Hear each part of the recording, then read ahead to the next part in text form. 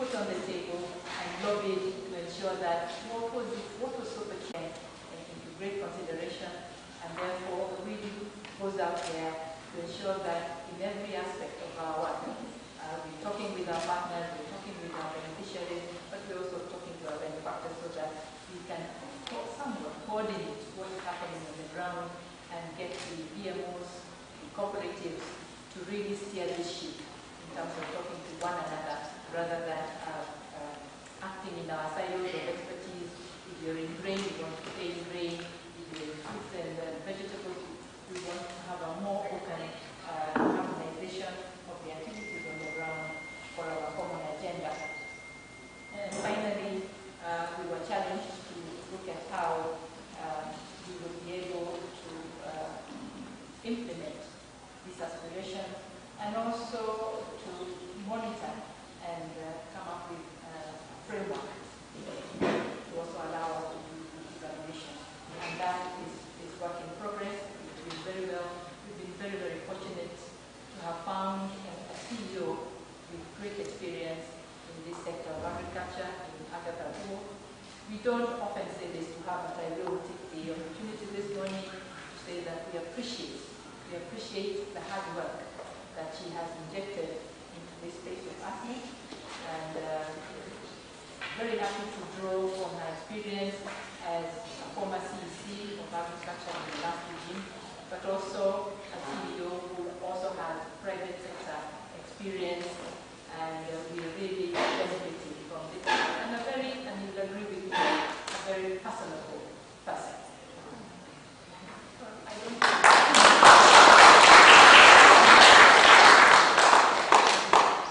So with that, I want to say thank you very much to everyone, and in particular also acknowledge the effort. I don't have the right English word, but Bima Cantaria, I am not even going to try and qualify his contribution to what ASNET has achieved over this period of time, but he's been there. Our office is still in his office, and a lot of you will have seen him in a 1,000,001 messages that keep coming through the WhatsApp and whatever, and really a lot of energy is generated from him now. I'm very happy that Winnie is able to take all of that and circulate it to all of us so that we stay informed of what it is that we're doing. So with that, I want to thank you all and wish us a great 2 days of the summit. Thank you very much.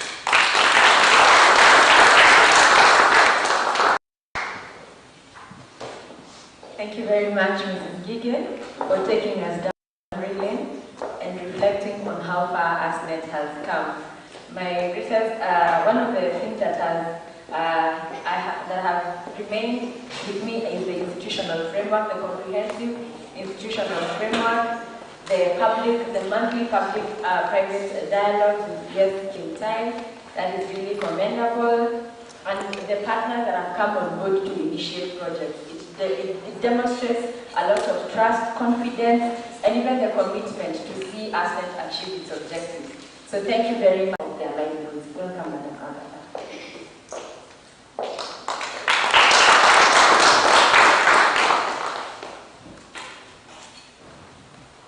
Thank you, Lydia.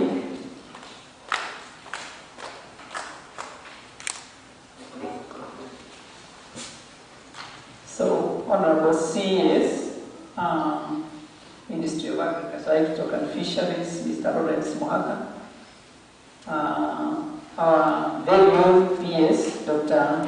Harry Kintai, representatives of the relevant partners present, the chairperson, KEPSA, Madam Flora Mutahi, thank you for coming. Our chair, Dr. Bima Cantaria, all participants, and all protocol observed, ladies and gentlemen. Good morning. Good morning. My name is Agatha Uo, like you heard, I'm the General Manager ASNET, and I would like to take this opportunity to welcome all of you to this second National Agriculture Summit. This summit has brought together nearly 400 stakeholders, comprising of investors, of researchers, mention the business member organizations and even service providers, financial institutions, development partners, national government representation, and the county government representation, which is invited. I haven't checked whether they have arrived yet. And it is indeed a gathering of everyone that has a stake in the agriculture sector. Our second summit is coming at a time when the sector is experiencing some challenges, huge decline in growth from 5.2% in 2020 and has a contraction of 0.1% in 2021. And the sector, despite the challenges, has remained dominant, making a contribution of 22.4% to the GDP. Despite all the myriad of challenges, we have also experienced growth in the marketed agriculture produce in this country, which is really a very nice thing. And it is indeed against this kind of backdrop that we are gathering here this morning for the next 2 days to deliberate on matters that are very important to the sector, if indeed we have to see this sector transform according to our aspirations. The private sector world over plays a critical and a very catalytic role in the agriculture transformation, fostering productivity, creation of jobs, food security, and supporting the value chains development in this country. And this is evidenced by the participants present in this very important summit. And indeed, about 80% of our value chains development actors comprise the private sector agriculture sector actors, and hence the importance of bringing all these actors together so that within the time that we are going to be seated here, we can deliberate on ways and means of moving this sector to the next level. The government, therefore, must provide the requisite investments and an enabling environment for the private sector to be able to thrive and to move forward. And we focus on the role of the SMEs in the agriculture transformation so that the private sector can continue performing even better, especially noting that we have a looming food crisis at the moment. And this, if not checked, can actually spiral into something even more bigger.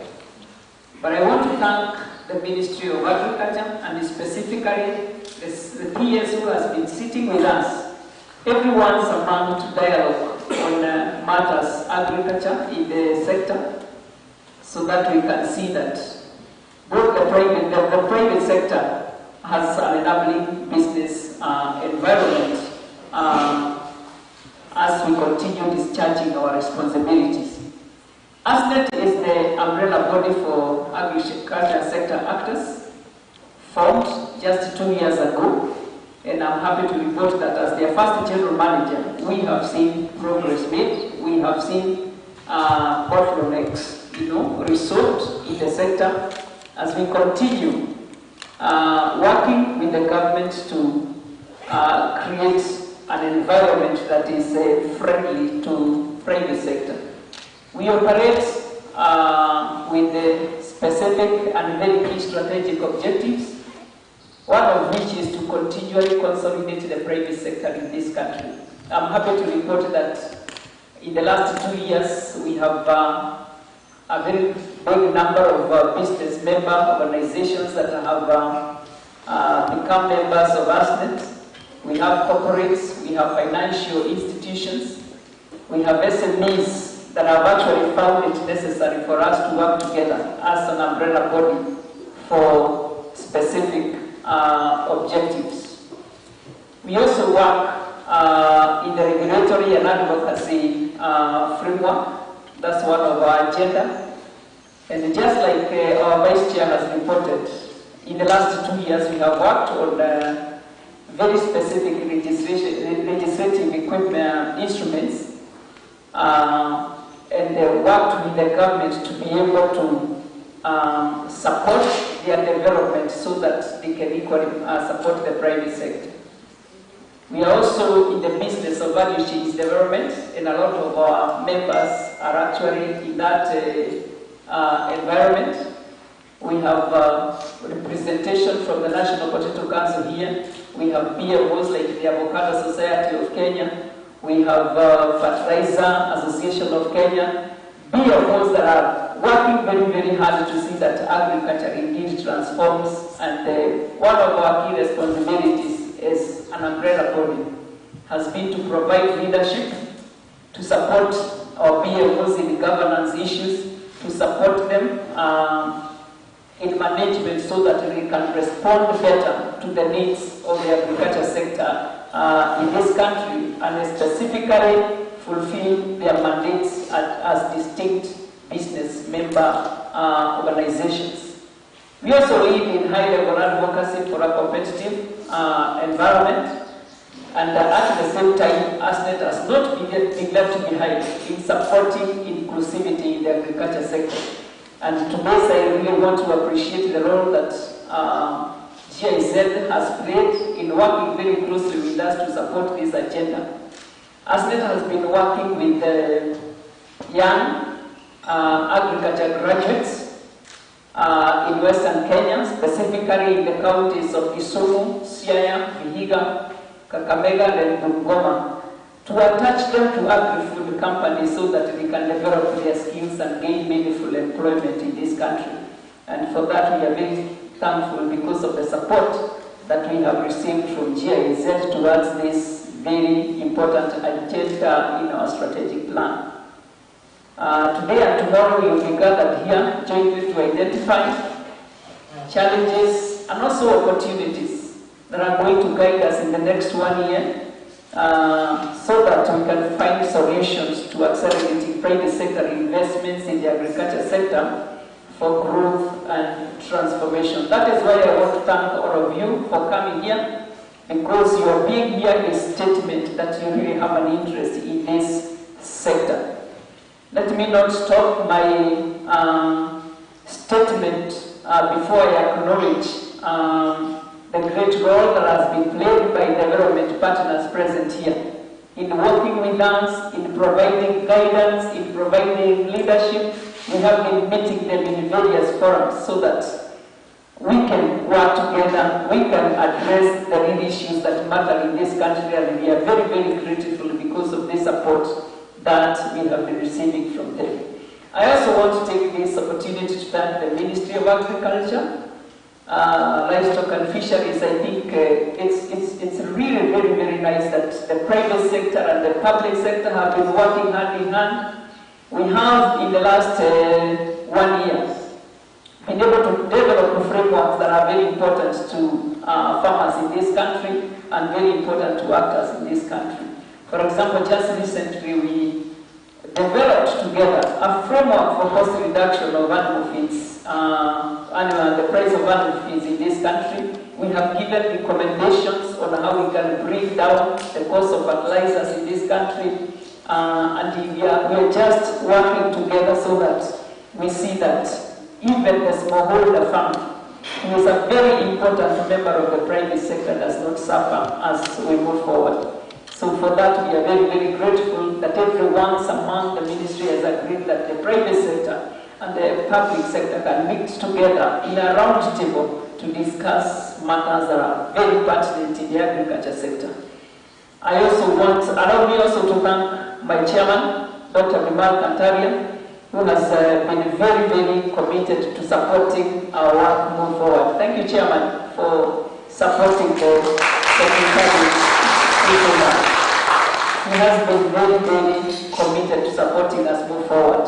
I also want to acknowledge the role that has specifically been played by GIZ, the FAO, AGRA, USAID, and all the development partners present here, just to mention a few. Finally, I also want to thank the entire ASNET membership, the network. Thank you for believing in an umbrella body. It is very important.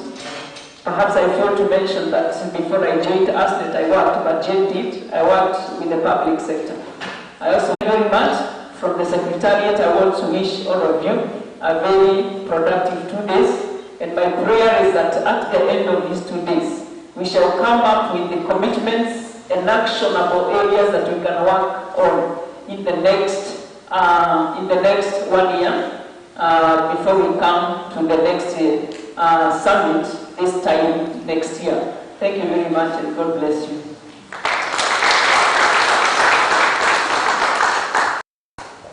Thank you very much again, Agatha, for taking us through what now Kenyans have known in the ground in Asema.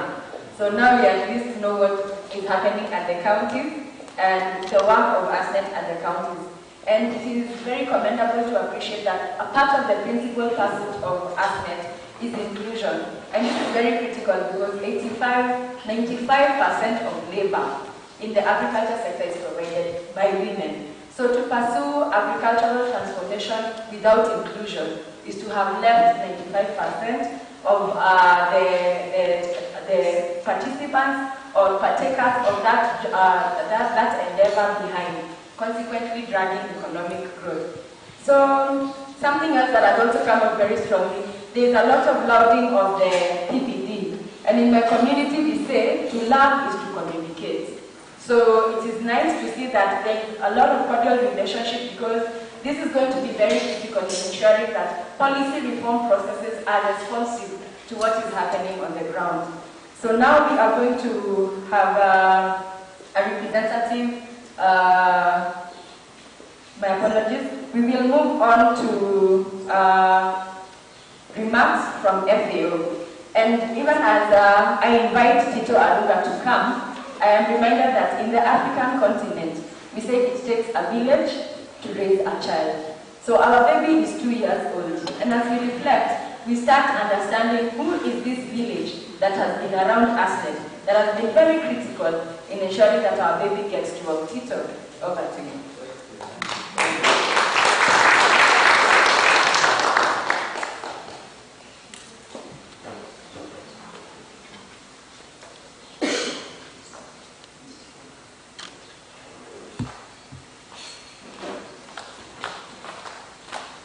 Thank you. Thank you so much, Ruth. And good morning, everybody. Good morning. Good morning, and it's a real pleasure being here. Our Honorable Cass Lawrence, PS Kuchai, development partners we work with very closely, the European Union, the German Embassy, GIZ, Accra,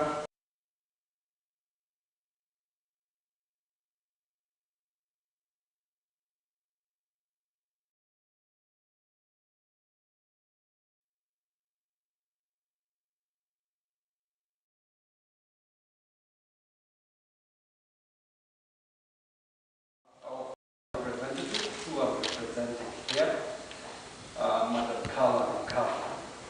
Carla would have really loved to be here, but we also have a big parallel event going on the SDG Investment Summit, which is also a very critical platform that is also looking at, increasing investments within the sector, not just agriculture, but health, education, and really working closely with the private sector on this. Let me say that it's really impressive for us as FAO. We were with ASNET right from the beginning and really building the foundations. From the time we had the launch of the Safari Plan, we started working on the strategic plan. And one of the most impressive things for me, I must say, Dr. Bimal and the team, has been to really see the proactiveness of the private sector. You know, in a short time, in 2 years, you know, we've seen the role that we've been able to play. You know, when, you know, immediately after the launch and then COVID came, we had all this situation with the lockdowns, but really unlocking the food system, you know, making sure that food was able to move. And to, you know, rightly said, the impact of that, of course it worked for big industry, but even the SMEs in the sector, it was huge, you know, and we started seeing different ways of farmers, enterprises, trying to ensure that food gets to the citizen.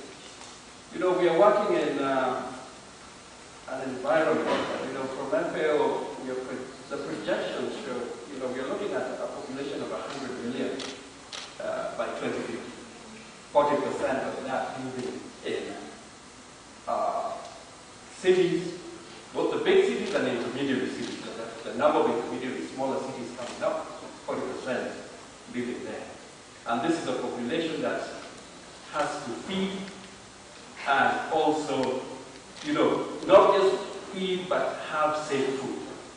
You know, these are critical issues with this kind of trajectory that we're seeing. How are we then as a country and working jointly with our public, private, with development partners to ensure that with the growing population and with our cities expanding, you know, how are we going to ensure that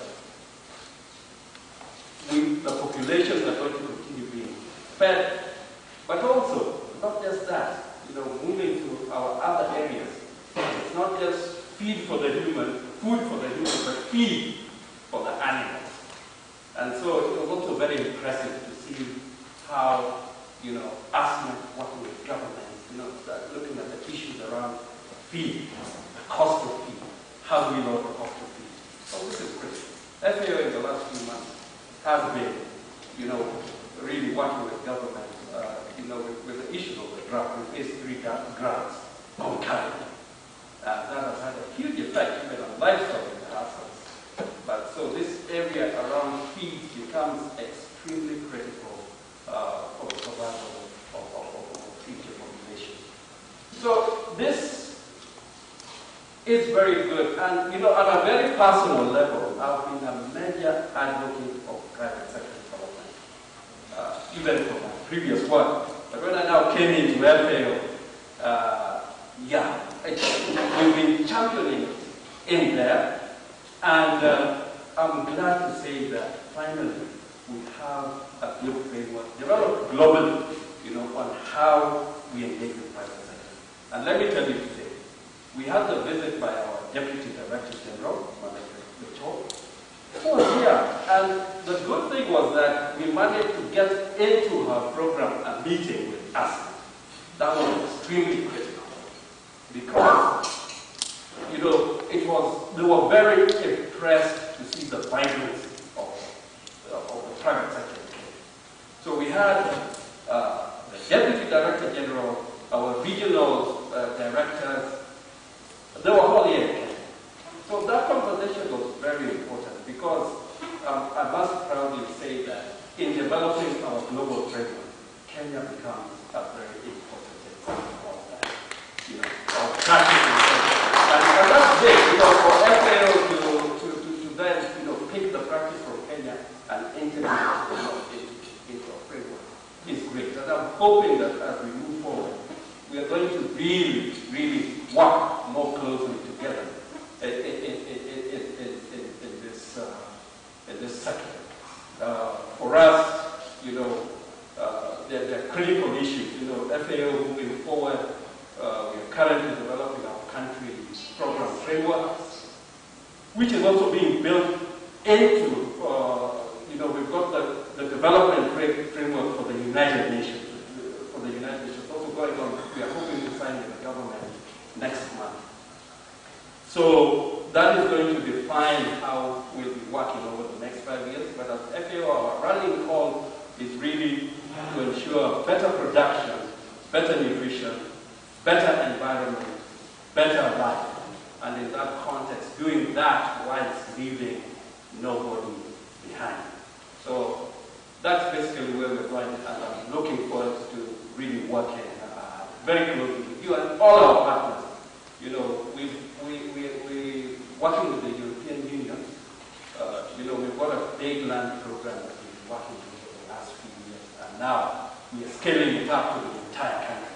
I mean, land being a major factor of production, you know, it is critical that the systems of land in this country work well.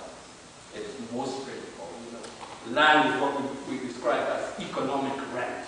It is what somebody can use then to access the lateral and do their business. But if the systems are broken down, this is not possible. So this is something that we will be working on over the next 5 years to ensure that the systems of land in this country, the registries, the digitalization, and all the issues around making land also available for commercialization, then undertaken and executed for Kenya.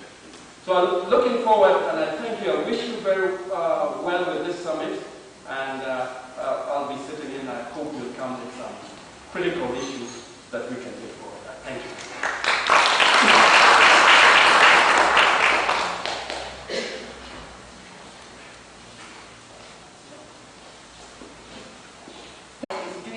We welcome him to share the experience of living Latin. GDP and account for over 80% of local sector. So your employees can acquire skills needed to transform the sector and grow the businesses. And we stand ready to help students undertake it. The German Development Corporation actively seeks partnerships with the private sector in Kenya to foster innovative powers and dynamism for lasting transformation of the agricultural sector.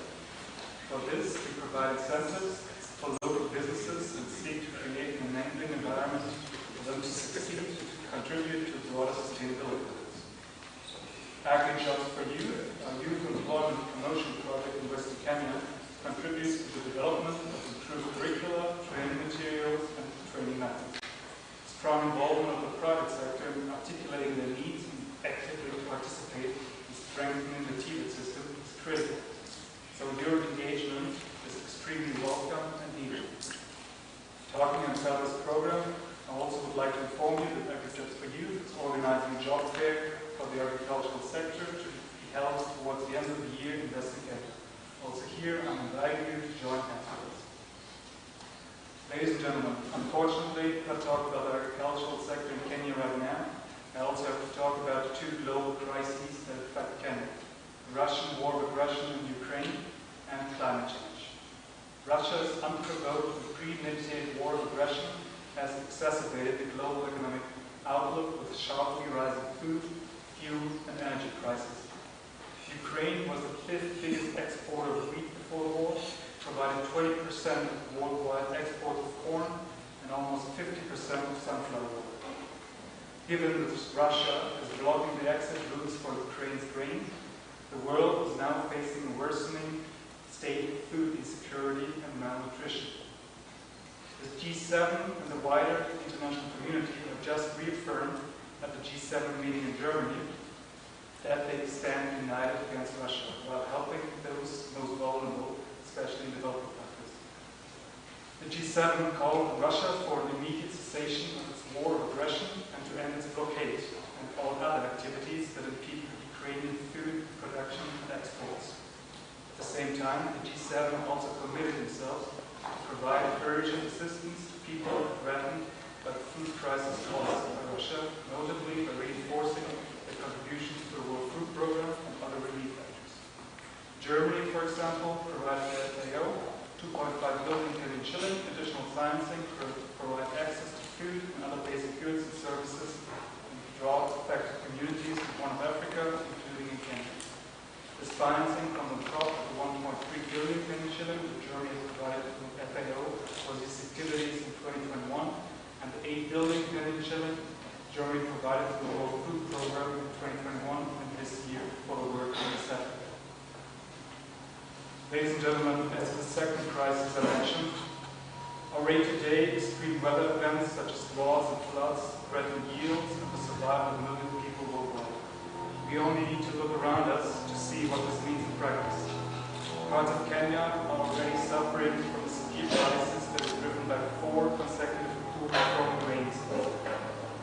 This is why Germany, amongst other interventions, is also supporting innovative SMEs in Kenya in scaling up their climate-friendly and resource-efficient solutions to address some of the most urgent issues we are facing in the sector today due to climate change. A few examples: we support the uptake of water solar pumps to enhance access to water for small-scale irrigation and thus increase resilience towards drought. We support the upcycling of agricultural byproducts to organic fertilizers that are great alternative to the costly mineral fertilizers. And we make sure that innovative pay-as-you-go models are developed so that such technologies are accessible to farmers. Ladies and gentlemen, such creative solutions do not appear out of nowhere. Innovation does not take place in a vacuum. It happens when people come together, when we inspire and support each other, and when we work hand in hand to make change happen. At Germany, we believe that with the right policies, innovation, and investment, Kenya's agri-food sector can be transformed into a powerhouse, not only to feed the growing population in Kenya, but also to create decent employment opportunities for millions of young people. In this spirit, thank you for inviting us today, and Germany is looking forward to being a strategic partner in the transformation of the agri-food sector now and in the coming years. Thank you.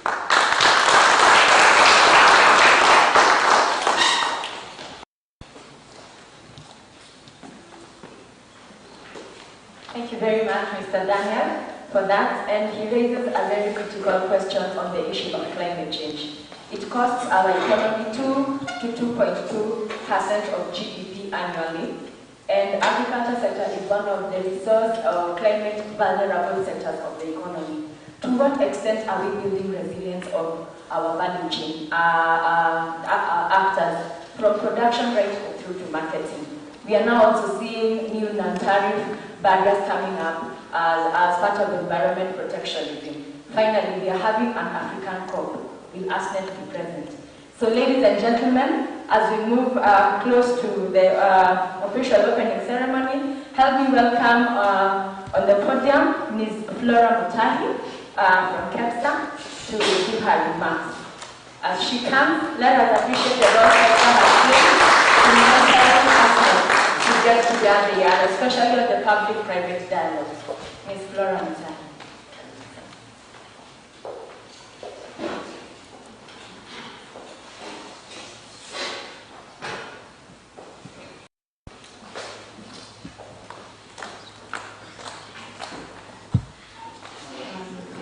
T.S. Lawrence,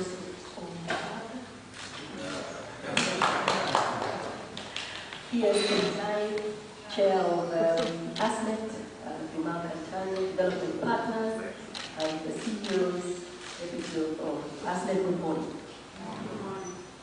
All right, I begin by saying agriculture, and you know this, is the backbone of every society, and even it contributes to the GDP. All of us, in some shape or form, are touched by agriculture. Personally, I'm known as the tea girl, because that's what I do. I grew up on a tea farm, and then, of course, went to college, became an accountant, but still went back to what I grew up in. So I package and blend tea for local and for export. And I believe this is similar to every Kenyan. We were discussing with Kitai just now, and we were just saying, most professionals, even when they're sitting here, and some of you have done so, you'll text the manager and said, my cabbage is growing, my chickens hatching their eggs. You know, we all have something to do with agriculture. It just shows you the importance of it.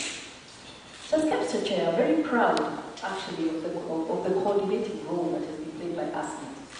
I'm not sure whether it is now, I'll call it almost LEDs. And I think his wife would attest to that. Or it's Mr. Kintai. To be honest, out of all our sectors, because ASNET is, it doubles up as an independent body, but also the agricultural sector board of KEPSA, it is the most vibrant. It's 2 years old. I mean, which maybe is this that is coming out and standing out in front of everybody else? I don't know, is it Agatha, the CEO? So guys, I think definitely a very, very good start, and I can only imagine. So you have the strongest, one of the strongest and most important sectors, and a baby that comes out punching, kicking, and screaming. Sure, I think the end will end up being quite great. So for me, really, I want to mention just 3 things. First one is food security is on everybody's lips right now. I mean, we see the importance. We're coming off the back of a pandemic, looming war going around.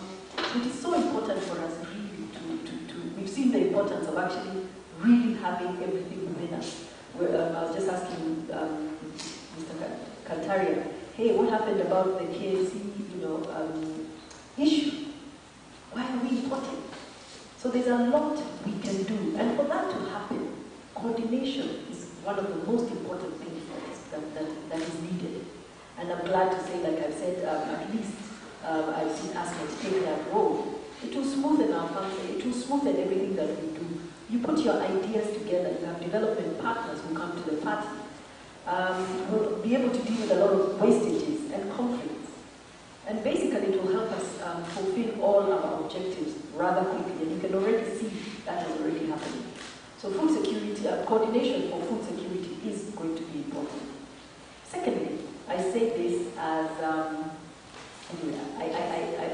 I also chaired KAM recently, and as the chairperson, I know exactly the gap, the fine line between of government and private sector. They have a lot of competing commitments. I heard you asking for, did you say 10% of the GDP? But security is asking for something. Another sector is asking for something. So by the time you have government sitting in a room, who do you tend to listen to the most? You listen to the squeaky wheel that makes the most noise. So definitely, if you have a good cooperation with the government, you're able to develop your priorities together. You're able to react to issues together. You're able to do and carry out a lot of all the activities together. For example, right now I know the agricultural sector is asking for a reduction in import duty or a complete waiver of import duty due to the wheat and what is it? The wheat and maize issue. Assume you didn't have a good relationship with government. Would they even listen? And I know just this week, Dr. Kintai also told me that when he's sitting down sometimes and thinking, okay, what are we going to do? What do we prioritize? He calls. And we did this a lot when I was in the manufacturing industry. I mean, it was no surprise to me that manufacturing was in the big four. Yes, I mean, agriculture should have been, but, we were there, and you're there to be consulted. You come to the party, you contribute. These guys are, yes, they're smart, but they don't have every single answer. You know the story. The shoe the foot that wears the shoe is the one that can tell you where it's pinched. So that coming together is really, really important. My third point is, I grew up watching my father. He was a farmer. No, sorry, he was a banker.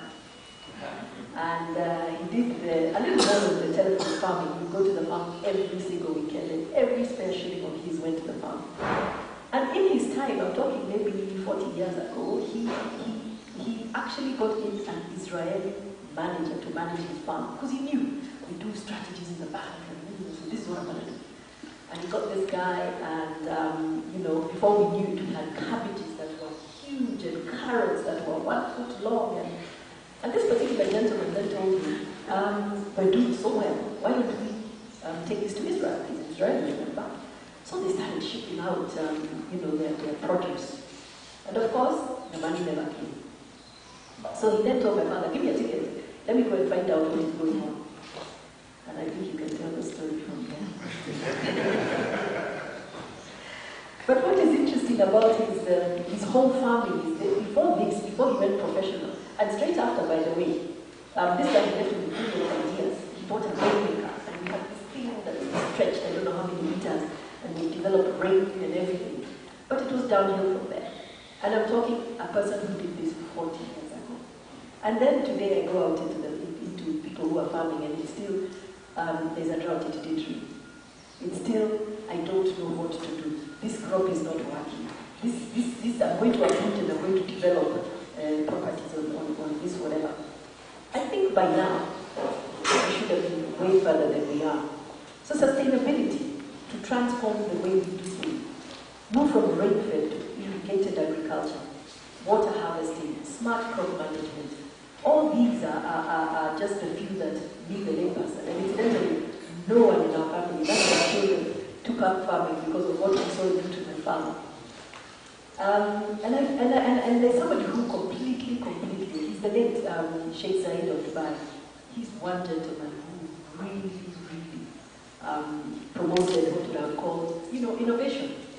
The rain seeding. I was in Dubai the other day, I packed my stuff, very warm clothing, and I get there and I started calling home and say, hey, so-and-so hasn't left, please give them warmer clothes.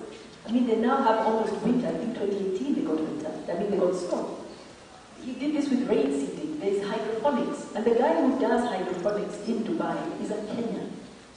I actually had dinner in his house, and he explained how he sold his factory here, went to Dubai, and his son brought up this new technology of hydroponics, and there they are feeding all vegetables for the GCE. And that is a Kenyan. Why don't we have that technology here? So again, when we innovation, we really need to have sustainable farming. These are things. I wonder whether we are Karao for by accident, just because we have the space, or are you going to exchange some ideas? How much do they bring to the party? So as I conclude, let me summarize. For me, a coordinated approach is exactly what we need. We need to speak with one voice, so that government will hear, we put our strategies together, we prioritize our budgets and our resources, grow the human capital that you need in this area. It shouldn't be me doing telephone farming. We should get a little better than that. There's nothing wrong with it, but we should get a little better than that. And finally, we should be able to drive sustainable agriculture through investments in technology, the PPPs. Right now, private-public partnerships. We have a law.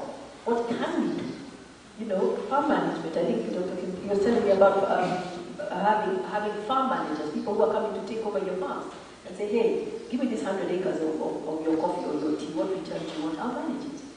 This is where we really need to go. Because private sector, we know, are the ones who will do investment. Government will give us an enabling environment. And that way we'll be able to have a vibrant agricultural sector that doesn't only contribute 24%, it should contribute really towards its taking 60% of the GDP. Thank you.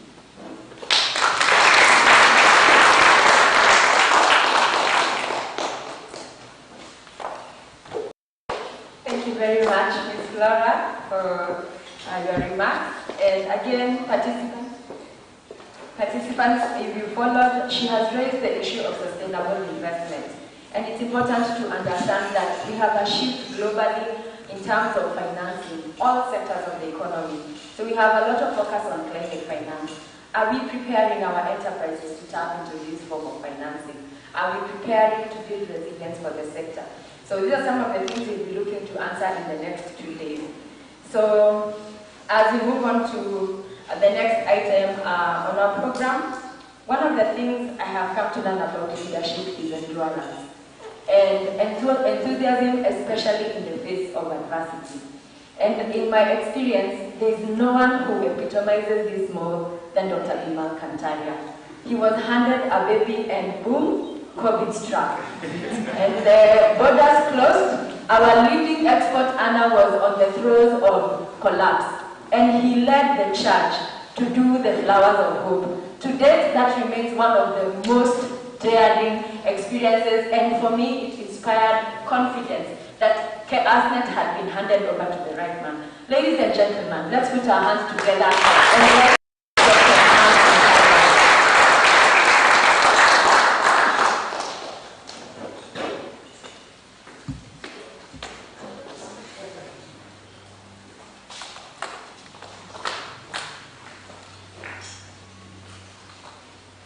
Good morning, everybody. Of course, we need to recognize our chief guest this morning, Cass Florence Mwaga, CS Harry Kimtai, my PS. I said CS, didn't I? I wish you for the best. Things are going to slip, with a lot of development partners here. My good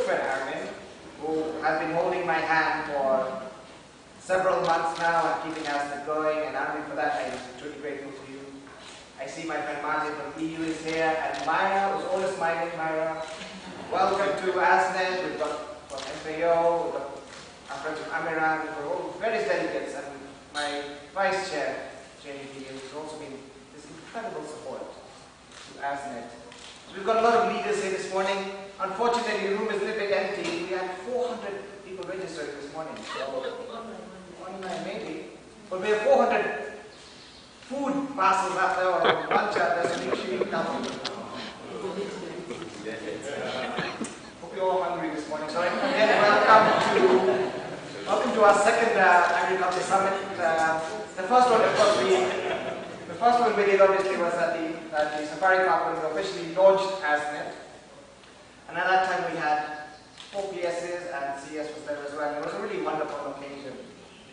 But as you all know, COVID struck right in the beginning of ASNET growth, and that really sort of reprioritized our agenda. We had a really amazing strategic plan, and we obviously got hijacked. And I'll come to stuff that we've done over the last 2 years, just to give you an idea how active we've been. And before that, as chairman, of course, I must recognize and appreciate really the amazing support we've got over the last few years. Government has been incredible. I mean, you know, we give government a tough time sometimes, and we say they haven't done this or haven't done this.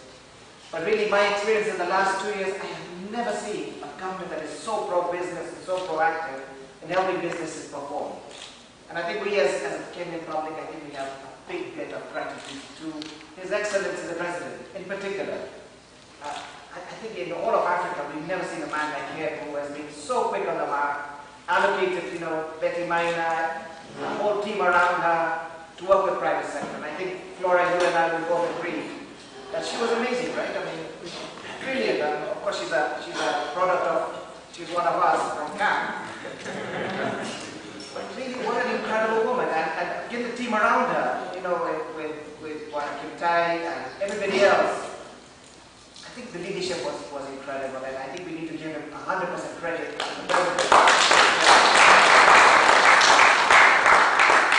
We've just been incredible, and you know, we can criticize and we say negative, but if you look at the positives, look where we are right now. In 2020, the country decelerated by 0.3%, which is negligible. If you look at the statistics in Western Europe and America, those economies fell like 20%. With a huge drops during the COVID time. We were basically stable, we didn't drop that much. And last year, we grew by 7%, of course we're a little bit of a lower base, but really incredible overall statistics from this country. And for that, we have a number of people to thank. Of course, we've mentioned PS, of course, many times, but PS, I don't think you realize the confidence you gave us as a private sector, that there was a door to talk to you. We were meeting every 2 weeks during COVID. Of course, when it slowed down, we went to monthly, but at that time, PS, you held our hand, and I think for that we are truly grateful to you, sir, for really looking after us at a very critical time, really, very emotional time for all of us. The same thing happened with us with Kevin Desai, PS Kevin Desai. Every 2 weeks he was talking to us. We went to monthly, and again, getting our trucks across borders. That was very important. Again, we want to pay tribute to Bwana Desai. PS, he had to go to, I think, Arusha to fight for CUT, but he was going to be here. And he gave his apology. Tule from ATO has been amazing. Cass, I think, Cass, you need to mention to Tule, we really appreciate what she's done to us. Of course, a number of PSs, including Muya Boga, we miss him a lot. Bwana Noor at Cooperative, Bwana Weru, and of course Betty Maina. But also during those tough times, development agencies were really close to us, and for that we really appreciate. Again, Armin, I mentioned you, but GIZ has been very critical to us as ASNET. We want to appreciate you guys. RTI, IAID, Danida, FAO is already here, but you know, again, well done to really support you've given us as well to East Africa, with the Agribusiness Confederation. East Africa is nearly up and running. German Development Corporation, USSDG, and Policy Link with the USAID project who are here today and helped us funding, and of course CEDA, the DSP project. So there have been a number of course, really amazing partners we've had over the last couple of years. without the support of Flora. Flora and Carol of KEPSA, you've been incredible, been holding our hands. And for that, I really want to appreciate both of them. Both very strong and committed women, ladies, powerhouses, leaders. So thank you very much indeed, Flora. You and Carol have been excellent. Cam with Phyllis and Rushai. Is it just women, is it? Or is it just coincidentally there was a happy well done, all of you by helping us through. And of course, Chamber has been with us as well, with Matonda as well, and the chairman. A lot of BMOs have been helping us as well. We've got Potato Council here, of course, with Wanawashira, CGA, CMA, KFC, FP, East African Grain Council, the Avocado Association. So many people have been by our sides in very, very difficult times. Stark is here, I know. So excellent. Of course, private companies. We've got Wanajonda from Redhill here. Amiran is here. You know, a number of private sector companies that have been here as well, supporting us as well. And finally, my big thanks goes to the media. I know they're all here, and really, the media has been a very important part of the COVID time. I do want to introduce you to Charles Jaraba. Charles, just stand up. I want to introduce you properly. Charles is now the chairperson of our newest organization in this country called the Agriculture Media Association. We're about to launch it next week with Charles as the chairman. And I think Nelson Mainan is there and Catherine Greenwood as the board member, right? So Charles, we have some time to tell us about the Agri-Media Association and what you're planning to do with the launch. Of course, we can't forget Lee Karuri. Lee Karuri was our founder of ASNET, and he was of course, the man who drove ASNET right at the beginning, along with Eugene and Chris Wilson and Bill Lay. I get really amazing support from all really wise people in KEPSA, and Agatha, Winnie, and Henry. Well done to all of you, Agatha. I think since you've come, Agatha, you've brought a great deal of energy and spirit into this thing, which at sometimes I was struggling, and you've taken a lot of hold of me. Thank you very much indeed. Very quickly, I want to run through the past 2 years. I want to give some examples of what ASNET has been doing. I had somebody from AGRA mention to me what is ASNET been up to. So let me quickly go through it and summarize very quickly. You've talked about bringing private sector together. It's work in progress. We really struggled in the beginning. There's a lot of hostility to ASNET. Are we there to take people's money? Are we there to take over, people's voices? And I think it worked out really well because there was a vacuum in the market. And I think, Martin, you saw it quite earlier on that there was definitely a communication gap between all the sectors. And just by us coming from the picture, just trying to pull people together has had a big value. And I think huge organizations like Kenya Flower Council, FP, these organizations have also seen value in what we do. So just bringing private sector together has been quite a useful instrument. And again, we've kept ourselves lean. We're not here to solicit for funds that other BMOs require more than us. And I think that's been quite clear over the last 2 years. And because of that, we've created a lot of partnerships. And some of the big examples I want to mention to you over COVID, Kenya Flower Council was struggling a lot with freight, and with the help of Martin, we got Kenya Airways and KQ board online, and then using the help of our friend John Gumi, we managed to get hold of His Excellency the President, and he mentioned to the crisis we were having of freight.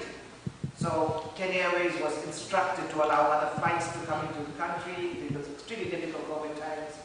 Were instructed to convert some of the planes into freight. So there was a massive amount of stuff that happened in the freight sector, which ASNET luckily was in the right time at the right place and helped a lot of our flower exporters get their produce out, which was a really a big thing at that very tough time. We've mentioned KFC, Kenya, the chicken people. A couple of months ago, there was a big media storm of why KFC is not buying Kenyan potatoes. And ASNET was given the task of coordinating, so I called the MD of KFC in South Africa and I said, you better come here or else we're going to have to close your company down. There was that much stress, and the man listened, and he flew in, and with ASNET and Gagata, we met them with Wanawashira at his office, and the message is clear, you better buy Kenyan potatoes. You can't be importing Kenyan potatoes into our market.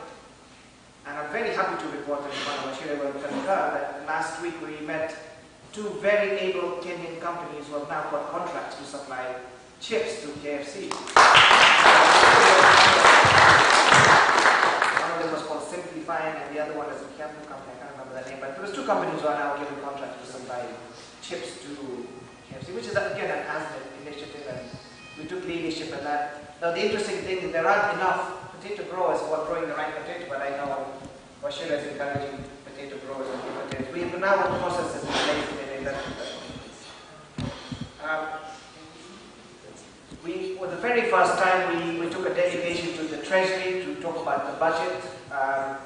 Very first time we brought all the sectors under one document, and when we went to see Treasury, they were quite surprised to see agriculture fully represented as one voice. And a lot of issues like fertilizers, like eggs, all these kind of things that are bothering our members, we've now tabled them, and I think during the National Assembly meeting, they are debating it today, yesterday, and tomorrow about the benefits they're going to give to agriculture during the budget discussions. And I hope in the next sort of couple of days we'll hear some good news about some of the stuff they're going to do. Coordination between the food security issues. We've got a big issue going on right now, as you know, within the sector, and ASNET has been quite instrumental in bringing the cereal growers here. My friend is here, we've got cereal millers here, and just coordinating with them and making sure that the right amount of maize is allowed in, and that our Kenyan farmers don't get hurt too much by imports. We're obviously supporting Kenyan farmers more than overseas farmers, but it's a role of ASNET to balance between imports and Kenyan production. And I want to thank my friend Mana Kintai for gazetting a short duty waiver. We don't want a very long one, Kintai, because obviously, with our harvests are coming in 2 months' time. That's our request to government, of course, is to quickly gazette the 99.1% non-GMO, which I think is quite important, and that will also help with the animal feed sector.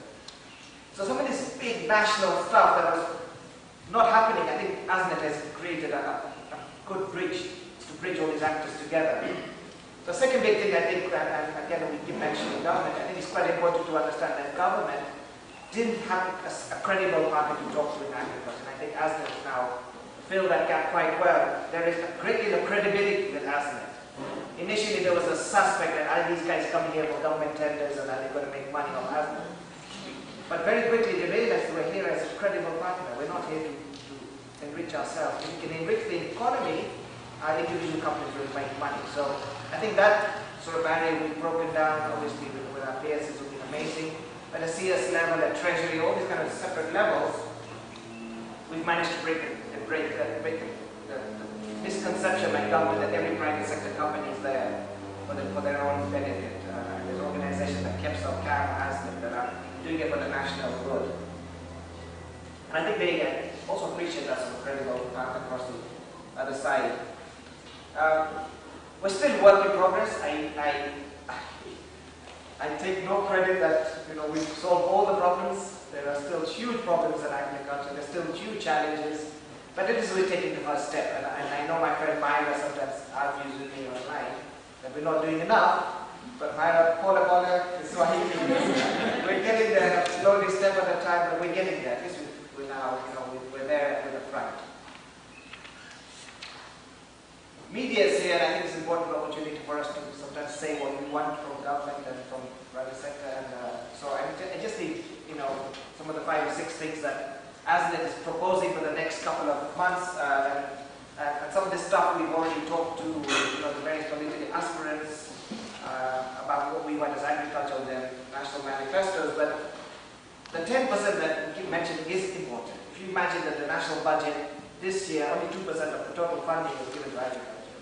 And yet we're 60% of the GDP by the time we add transport and all these other value added.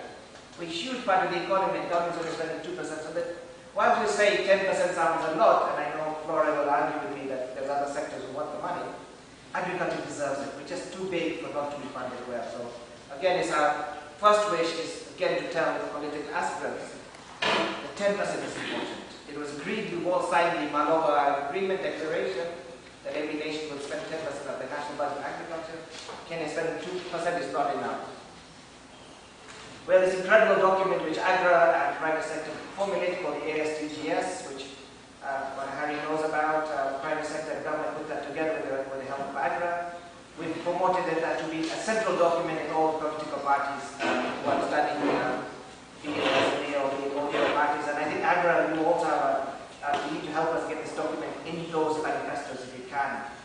very important document. It's a lot of time was spent on it. It really talks a lot about agriculture, how to transform it and grow it in the future. So that's the second ask we have. The third ask is we need to have some tax breaks from government. Fertilizer now has 16% VAT, it has lots of IDF and RDL fees. We need some tax breaks in some of these inputs to bring the cost of fertilizers down, cost of chemicals down. And the only way we can do it, I know Dave will also agree and Ron will agree from Amiran, that this sector of inputs is too heavily taxed. We need to have some tax breaks. That's our third ask. Our fourth ask, very quickly, is government needs to have a one-stop shop for investment approvals for Kintai. At the moment, if you're investing in this country from overseas, and we've got a number of them come, they get very confused in the government, and some of them just run away to other countries. There's no one place they can come and talk to us and say, these are the approvals you need, and we'll do it. We know our friend, there is a department out there that does it, a one-stop approval shop, but it's not enough. For agriculture, we want a special one. Maybe at your ministry, Cass, maybe there's something you can talk to CS about, considering that he's coming back to CS.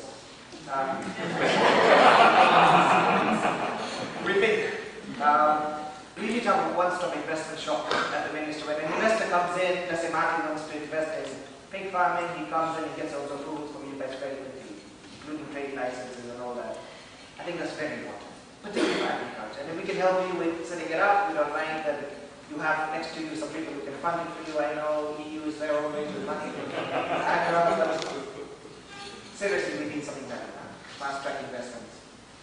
And the last one is we need some help on incentives of value addition in agriculture. I just put in a $1 million factory to blend fertilizer in my company. Yes, you won't believe I have to pay 16% on my machinery. Seriously, I'm investing in agro-processing in this country. The last thing I wanted was pay another 16%. $160,000 I paid on VAT for my fertilizer machine. I'll get it back over time when I'm selling it. The VAT, I can claim it back. This is a cash flow issue. Surely government should give us some sort of tax advantages on agro-processing machinery and things like that. Now, everything has a VAT on it. We are proposing zero rated on agriculture equipment, come back to where it was, and give us, we are proposing 150% capital allowance on value-added agro-processing equipment. It was there before, it's now being reduced to 50%. We need to bring it back. You need to incentivize value addition in agriculture. It doesn't cost treasury money, it's very little, but you can see it increases machinery, farm machinery, everything in this country. So those are the sort of 5 or 6 different things we want. And of course, lastly, I've already mentioned earlier that for food security, we need the 99.1% non-GMO gazetted and signed off because we're struggling. Animal feeds are struggling. I know PS Moya is sitting on his table, but yes, you need to call them and tell your friend we are struggling as industry. So again, ladies and gentlemen, thank you very much for the support you've given ASNET over the last couple of years. Journey starts with one small step, and I think we've taken that one step.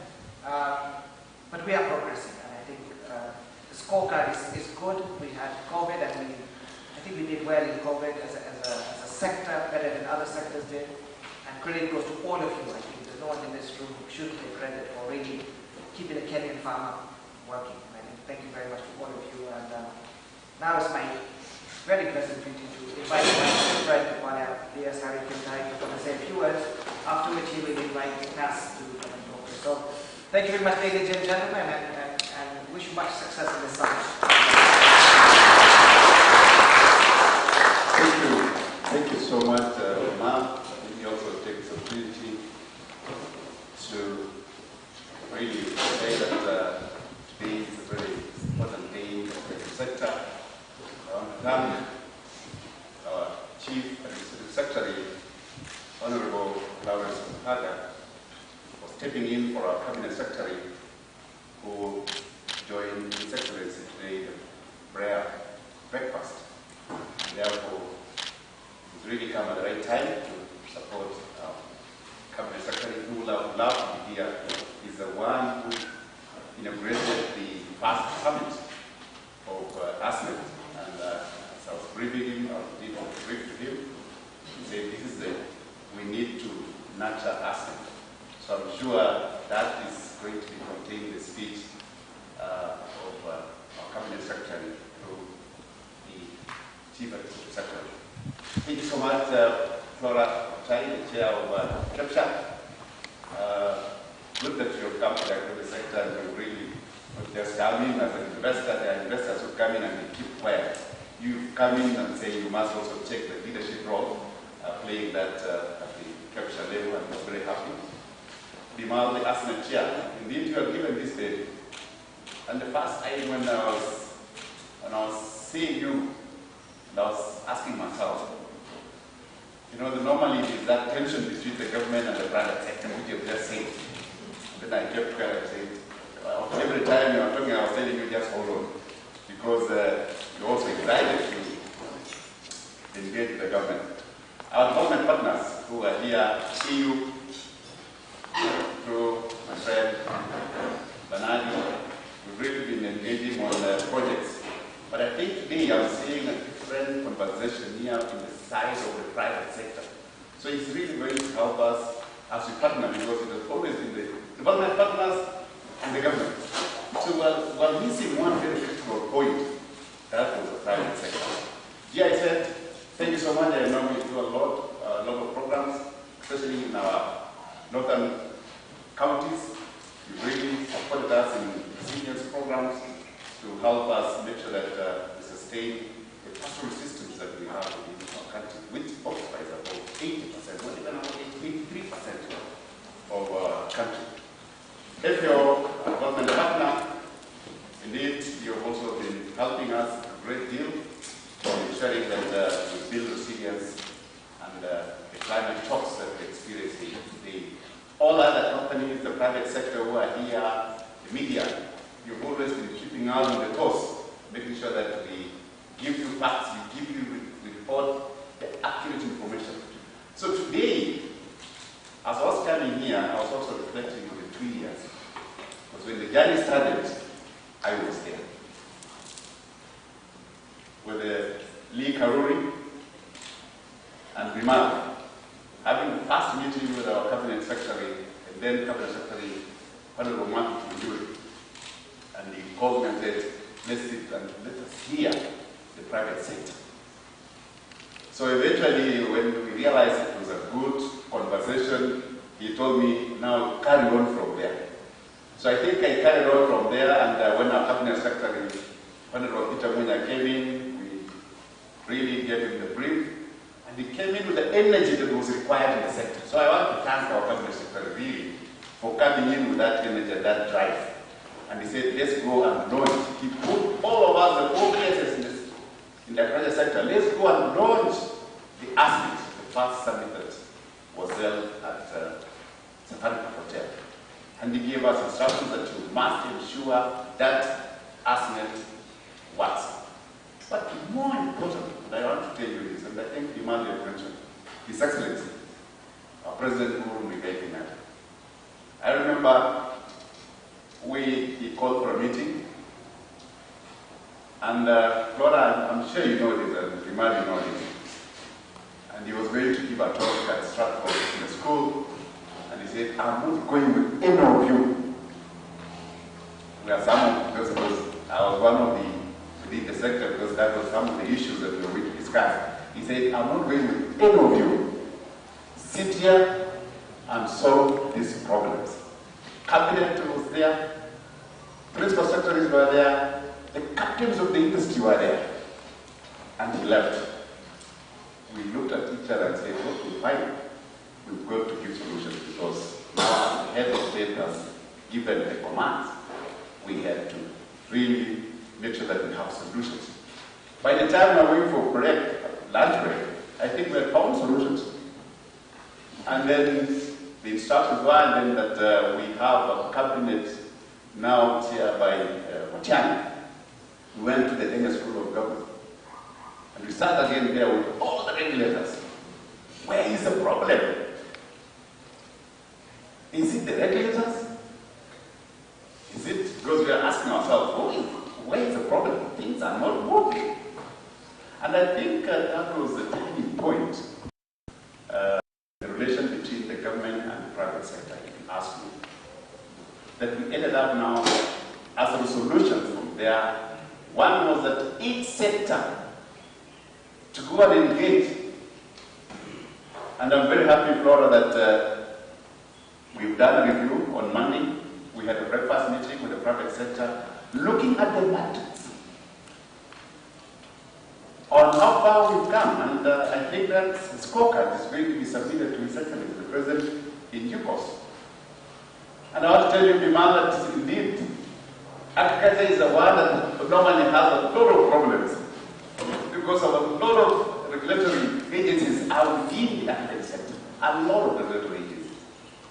But when I was looking at that matrix, and Flora, you will agree with me, before they afforded that matrix to us now, I looked at the agriculture sector and said, wow, we only have these few.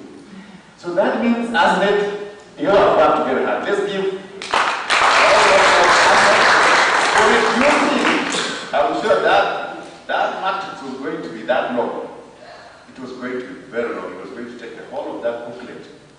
But in the agriculture sector, in the food security sector, we had very few because we had engaged with the private sector. We had already resolved a lot of those bureaucracies that were existing. The colleague here from Monsignor Songa knows very well that some of these bureaucratic issues that we put to the private sector is just to impede business. At the end of the day, we lose revenue. But if we facilitate business, then our revenue will definitely go up. At that particular time, then incentives will come in. You see, right now, we're squeezing you so much because we are not getting revenue, and the government must run. So I think the approach that His Excellency took, ladies and gentlemen, as you say, Bimal is going to turn around. You're going to see a lot of incentives that are going to come. I think we faced challenges like COVID, for example. We created together with the ASNET, we created what's called the war room. Because we declared war on COVID. How do we defeat COVID? Food must be in the table. Because if you have COVID here, and you have people who are not eating, their immune system will definitely be to go down. And they are saying that if COVID strikes and you have got weak immune system, you are gone. Sometimes they are saying you don't need medicine, you just need strong immune system. So we looked at it and saying we have to create our world. And that's what really changed, and for us to understand the role of the private sector. Because we could not go out there. They are the ones who were telling us, we need this permit. We need this kind of people to be given special passes. Until we continue feeding even the Middle East. Because we continued exporting meat to the Middle East. Just because of that kind of arrangement where we put a war room and we looked at the sector. So we were really able to map each of those players. Fertilizer had to reach the farmers all the way in Trans Nzoia, in the North Rift, without increasing the cost. So I think the creation of ASNET, which is a chapter of KEPSA, is really a turning point in the agriculture sector. And I want to give you our assurance from the ministry. I know my Chief Secretary will come and talk about it.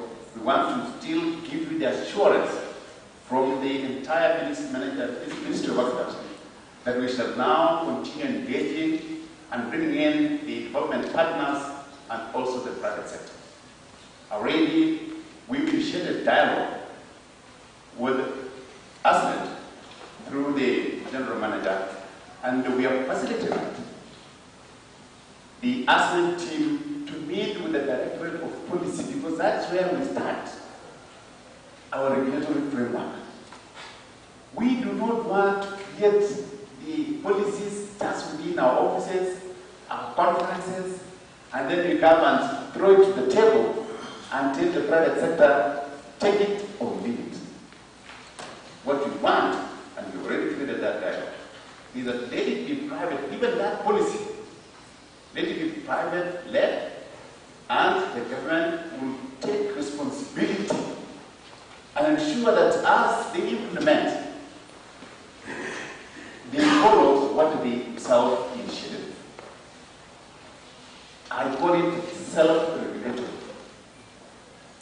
I call it self have strong bodies like ASNET, KEPSA, if one of their members goes astray, it is not the government. It is you to punish your members straight away. And you've seen that happening within the transport sector. The introduction of the circles and licensing of the entire fleet under one circle. One member messes, it costs everybody a business because there was close shop for everybody. Now you regulate yourself. So I want to assure this congregation, this summit, that as we discuss on the challenges that we continue facing, we are together and we want to give you the assurance that our role as a government is to facilitate business. It is to facilitate business. I know we've discussed a lot. There are areas that Dimala, I know you requested. We have not gone to that area. I think we're doing what's called cleaning up. Now that we've cleaned ourselves, we are going to tackle critical issues related to taxes. Because what we want is to understand if we reduce taxes in this area, what is the impact to the economy? We want to see studies. We want to have evidence-based. Because sometimes we don't do that. We blame Treasury. That's what they have imposed these taxes. Treasury looks at the revenue and its budget. How do they finance this? We must increase taxes. But if we have evidence-based research where there is demonstration that if you give an incentive in this area, it's going to spark growth, which is going to lead to so much revenue generation, then Treasury will definitely listen. I want to assure you that Treasury listens. It's only that sometimes you go to Treasury without facts. And I've seen that happening quite a lot.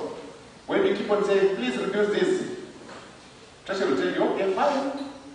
But my fiscal space, I need money to fund the healthcare.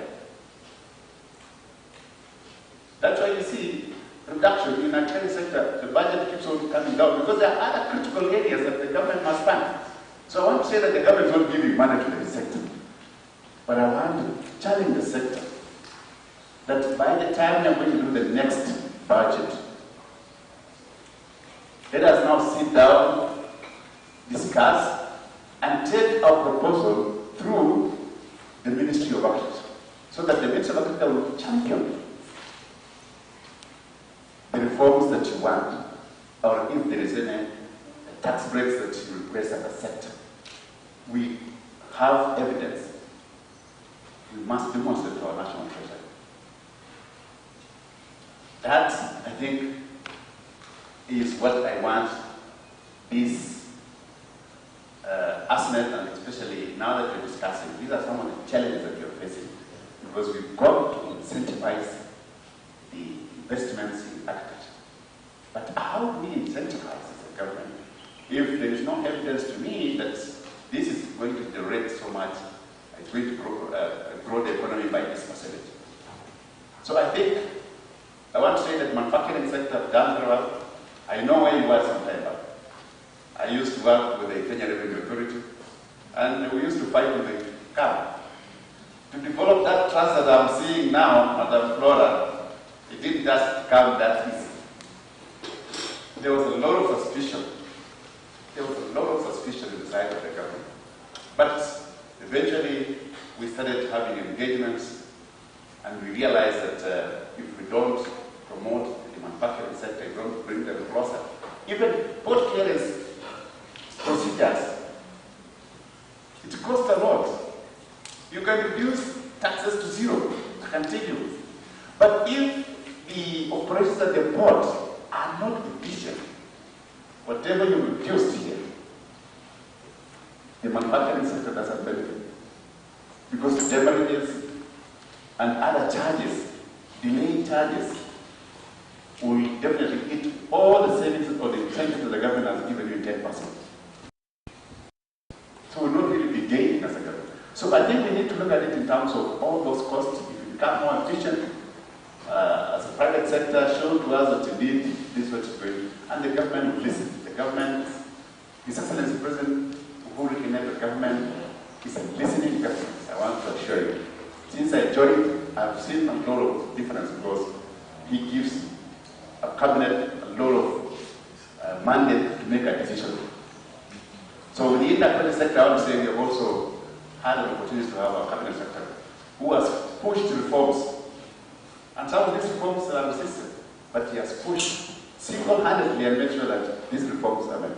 But of course, we have our weaknesses in terms of creation of policy. I do not, and I always say this, let's not give the Oftadas employment going to court. Because we make these laws, then we say, this one now, we have to go to court to challenge. We have another 6 months, we have another 1 year, the courts will decide. I think our issues should not be determined by the courts. It is determined by having such a round table, such discussions, so that we make sure that we drive the sector of the next time. Ladies and gentlemen, it's now my singular honor to invite our chief guest, Honorable Lawrence Mhaga, to come and address at this gathering. Let's give him a round of applause.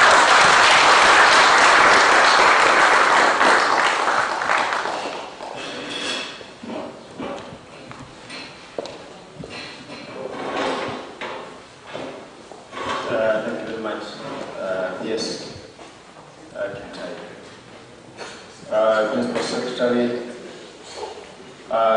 Chairman of the Agriculture Sector Network, Chairman Kepsa, Chairperson, Director of Agriculture Sector Network, Development Partners present, delegates invited. Good morning. It's afternoon now. Like I told, my name is Lawrence Mhaga. Chief Administrative Secretary of our ministry with I think the longest name. Agriculture, livestock, fisheries, cooperatives, and new economy. So I was in Tanzania the other day and they told me, tueleze kwa Kiswahili, that's in Kiswahili.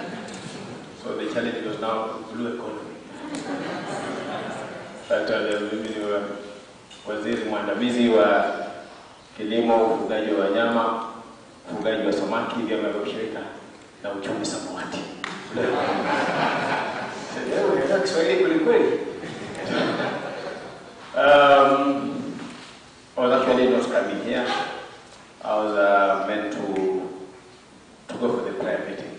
But while I was on my way to the meeting, the CS called me, said, no, go to, there's a meeting going on coffee producing countries in Africa, so all the ministers from those countries are there. So go and attend that meeting on my behalf. So I was driving there very fast. He told me, no, I have to go to another meeting. That's Carol. So can you go to Carol? All the time I just say yes. I've now turned, I'm going there. That's why I was a bit late. You know, we have 46 presidential candidates. There were 57, but I think 11 were removed. Now we have 46, and all of them are sure of getting this seat. I sat with one gentleman, some young man, and he told me he's also a presidential candidate, and he promised to give me a cabinet position.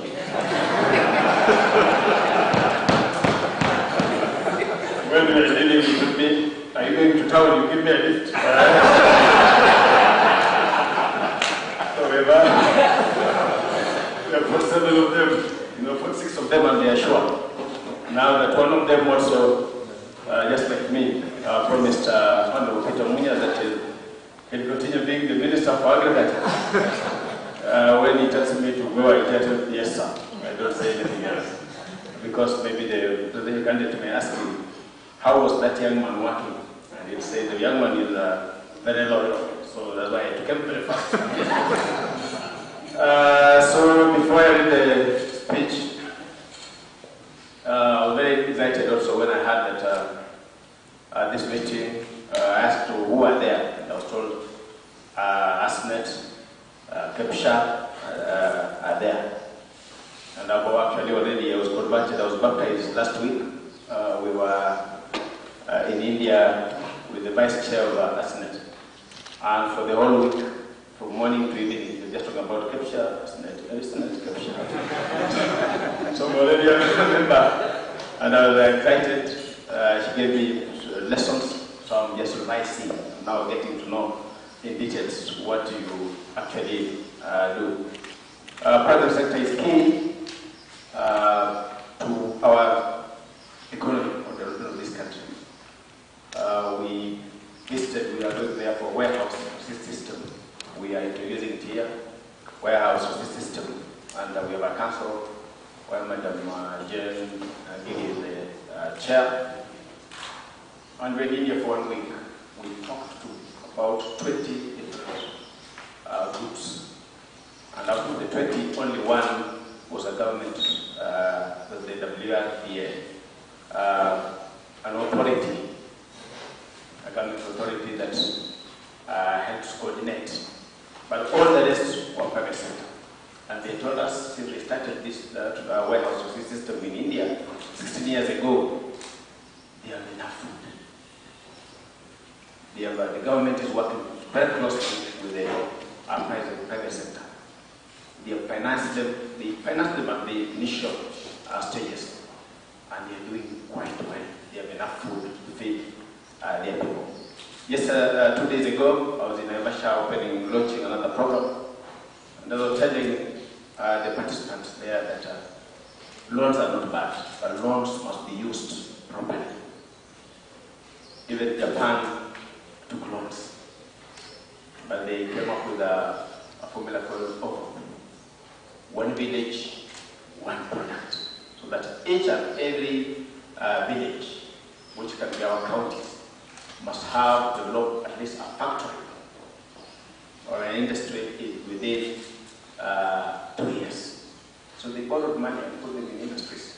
And that's why you can see, when I was coming in, I was looking at the vehicles parked outside, and 3/4 of them were Toyotas, and Toyotas from Japan. They have enough food, and they're working with the private sector to do that. You know, in government, we have a lot of bureaucracy. Like I used to work the county government of Kakamega. I was a director of HR, and then I was made the chief of supply. We gave we gave support to go and distribute nets, mosquito nets, to various people. It was a project, a program. And the man disappeared with a load of mosquito nets. He went and sold them. So as a government, you have to be bureaucratic. So we had to give him a show cause letter. And the show cause letter, according to the law, is supposed to take 21 days for him to respond. So as you are waiting, when he responds, you appoint a team to go and investigate. You pay them allowance for investigating. When they come back, they give a report. Then a committee sits to recommend. So by the time you are dismissing a thief who stole nets worth 10 million, is after 3 or 4 months. But in private sector, you steal something in the morning, by evening you are in the police cells. So the private sector will move, the things move faster. And for us to succeed, we must embrace the private sector. So I concur with the speakers who have been here, that we really need to support the private sector if we have to succeed as a country.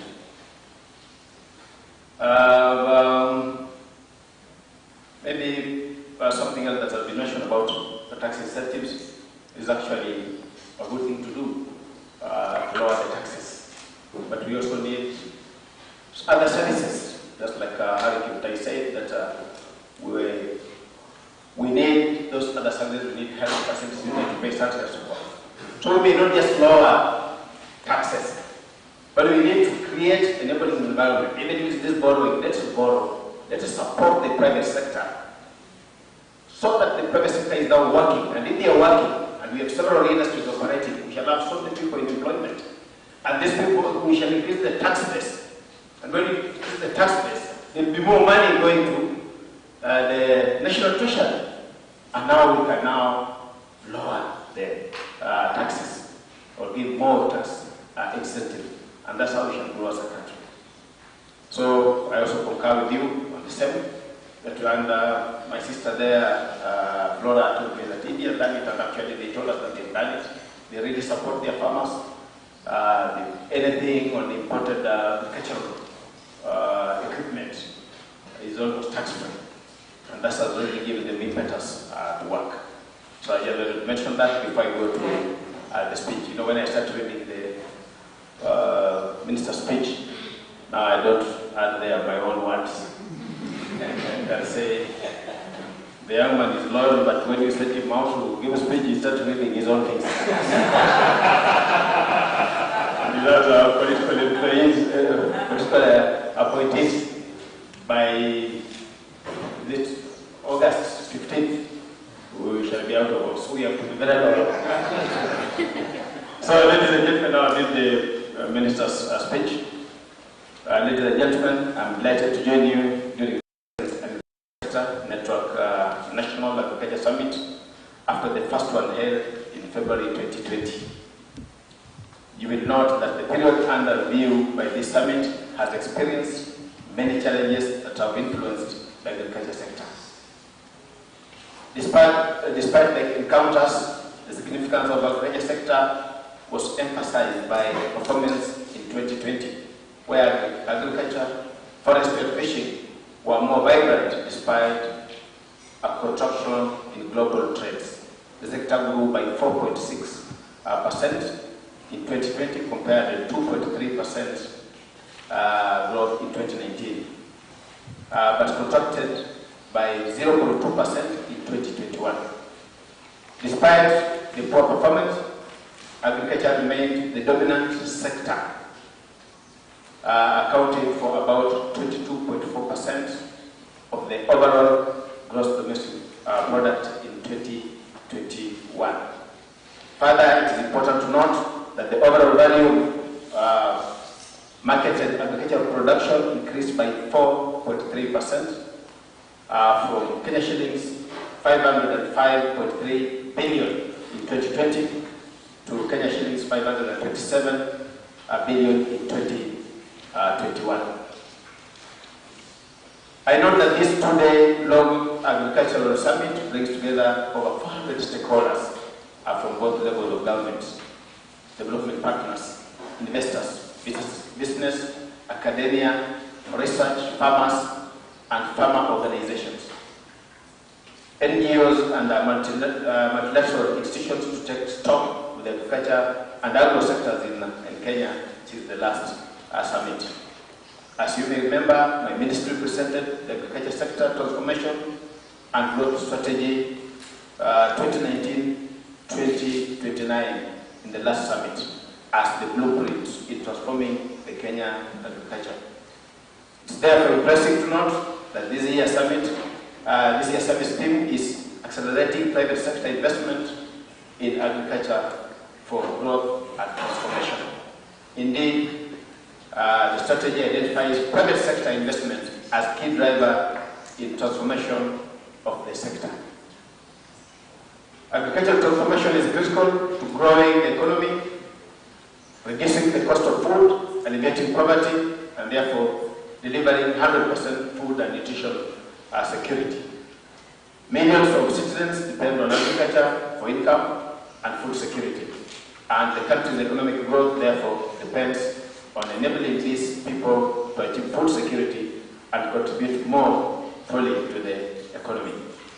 Transforming the agriculture sector will provide the tools to combat price volatility, improving the environment for private investment, and developing more strategic approaches to lower the country's dependence on food imports. The SDGs is anchored in the belief that food security requires a vibrant, commercial, and modern agriculture sector that sustainably supports Kenya's economic development, national priorities, and commitments to vulnerable declaration under the Progressive African Agriculture Development Program. and the United Nations Sustainable Development Goals. Ladies and gentlemen, the government estimated that in implementation of the strategy to cost up to Kenya shillings 440 billion over 5 years. And Kenya shillings 230 billion in Kenya specific costs and 210 billion in agricultural supporting spending, including roads and price stability. Of this cost, up to 80% will be financed through public-private partnerships, as the PPPs, particularly in the agro-processing and arable land clusters. Thus, it's eminent that private sector investment in agriculture is more in realization of the desired agricultural transformation. In particular, the strategy identifies private sector activities in supporting farmers to access a wide range of inputs, engaging in large-scale private farms, that's 2,500 acres each, with 150,000 acres being availed for lease and private sector warehousing, among others, as low-hanging fruits for private sector investment. Cognizant of the challenges engulfing the sector, such as productivity, limited value addition, weak extension services, poor land use, market inefficiencies, climate change, among others, my ministry has continued to improve on the sector policy and legal environment. Impact on some of the already rolled out policies have been witnessed, like in the case of industrial crops like tea and coffee. In addressing shifting weather patterns, which has other effects like prolonged drought and pest invasion and disease outbreaks, the ministry has continued to promote irrigated agriculture and strengthen pest and disease control. You may remember that early this year we launched management of migratory pest strategy in order for the country to be better prepared in addressing threatening invasion, such as that of desert locust and armyworms.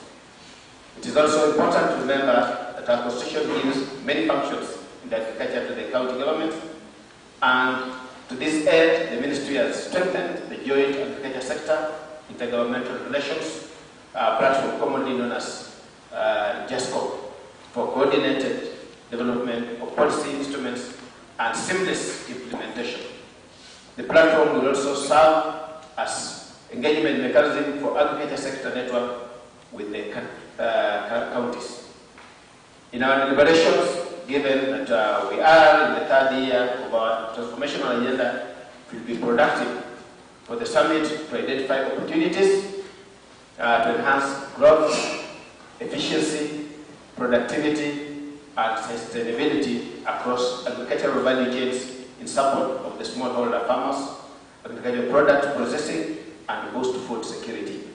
I look forward to feedback on the extent to which the private sector has been able to utilize the opportunities for the investment in the agriculture sector. Enabling the best policy recommendations will be very useful in informing our policies in order to further promote investments in agriculture. Ladies and gentlemen, may I now take this opportunity to declare the second Agriculture Sector Network National Agriculture Summit officially open. Have a fruitful discussion and God bless you.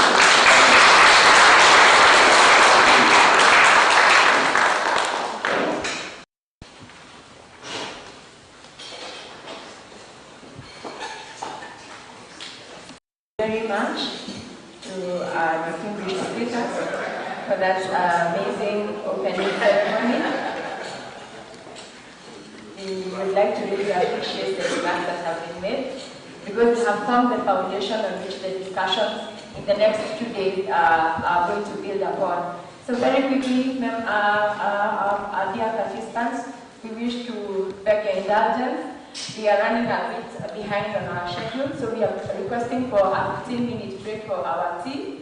Please be punctual so that we try and recover some of the lost time.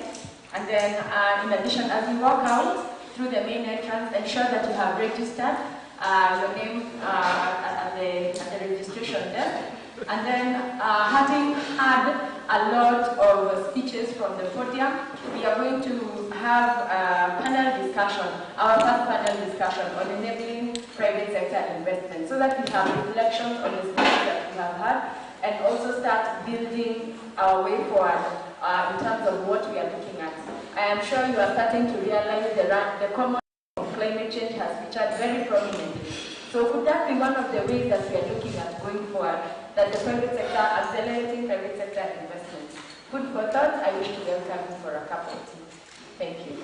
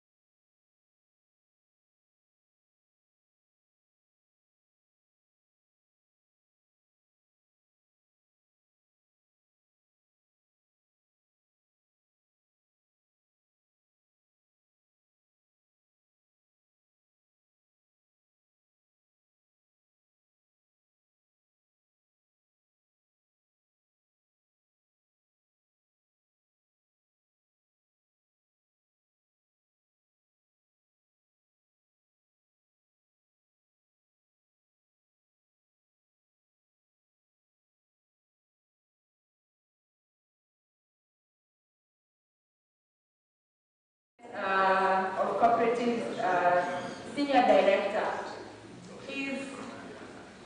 We had requested that if you're the PS representative, State Department for Cooperatives, kindly join me on stage. I see Myra.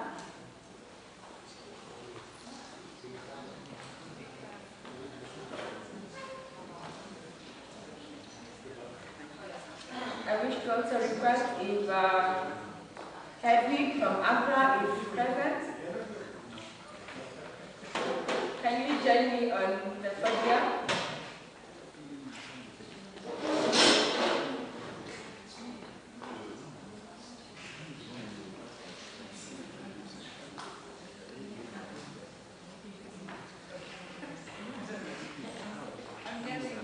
All right, thank you.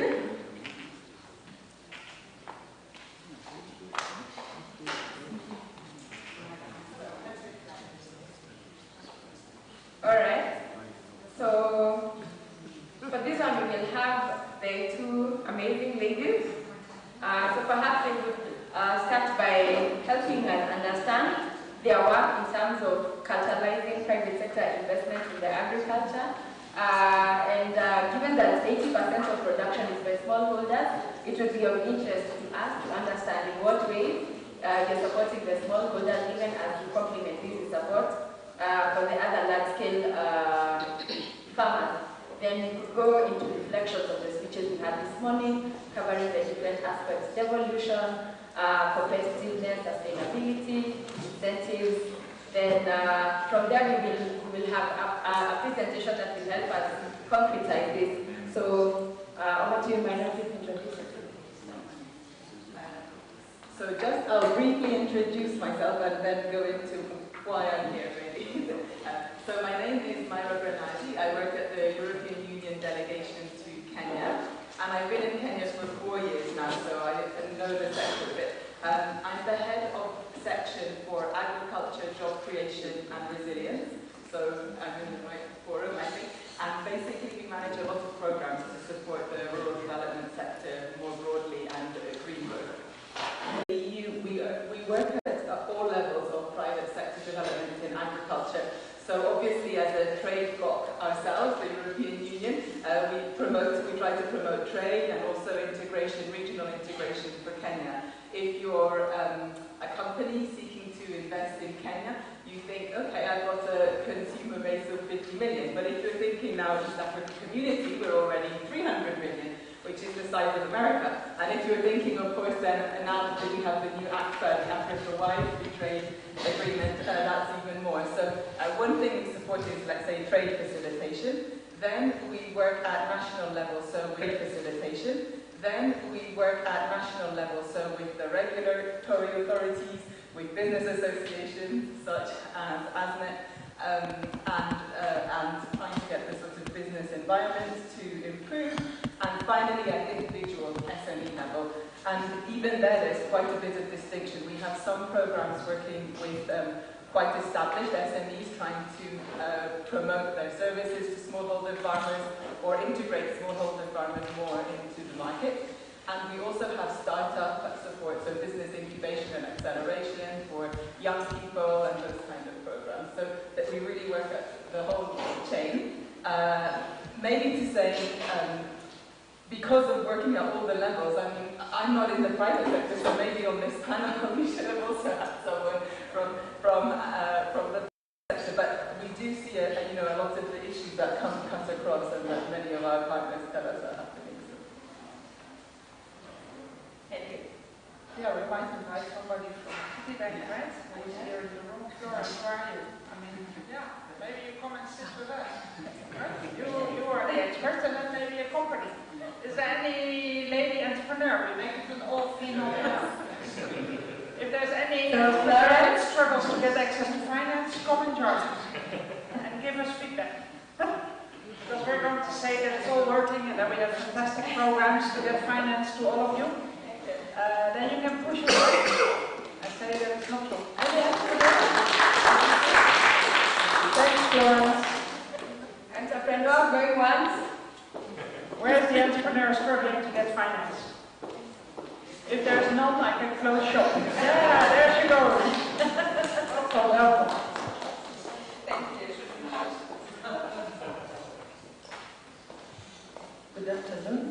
My name is Florence Kariuki, and I work for Equity Bank, specifically the Foundation in the Food and Agriculture pillar. So I believe I'm in the right place, and we are members of ASNET because we support private sector, especially in agriculture. Good afternoon. My name is Agnes Angela. I am the founder of Little Acre. Little Acre is what we do. We are a producer and supplier of food produce. So what we do is we reach out to companies, for example, Ketepa, and then we produce whatever they need. And then we also help farmers in terms of supplying their produce from the farms to the markets. Good afternoon, everyone. My name is Teddy Murila. I'm a General Manager in charge of operations of Mess Foods Limited. It's a company based in Eldoret Town.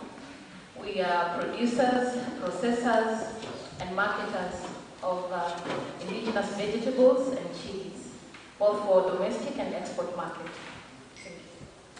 Thank you very much, and welcome to the panel. Thank you for bringing it. These are real entrepreneurs. When opportunity presents itself, run regardless and do. That is really very commendable. So for the last, my last, quite the name, Haribu Sana. Sadly, Myra has talked about trade facilitation. And that has proven to be one of the most challenging things, especially because of documentary compliance. Every time you export, there's a certain list of documents you should present before the goods could leave. So we'd like to hear your experience in terms of export. What has been your experience? Has it improved over time? What should Myra now invest in to support greater trade facilitation for you as an entrepreneur? She's here, and it is the one, your elevator pitch for trade facilitation. Let's go. Sadly. Thank you very much for that. We've actually been in the export business since 2009, and it's been a journey. It's been a long journey because requirements, especially the EU market, are not spelled out in one place. You have to gather all this information. So, but we have been supported by different departments of the ministry, especially the Ministry of Agriculture through AFA. There used to be HCDA, Horticultural Crop Directorate. We've been supported by KFIS, we've been supported by KRA, under IFCOS and everything.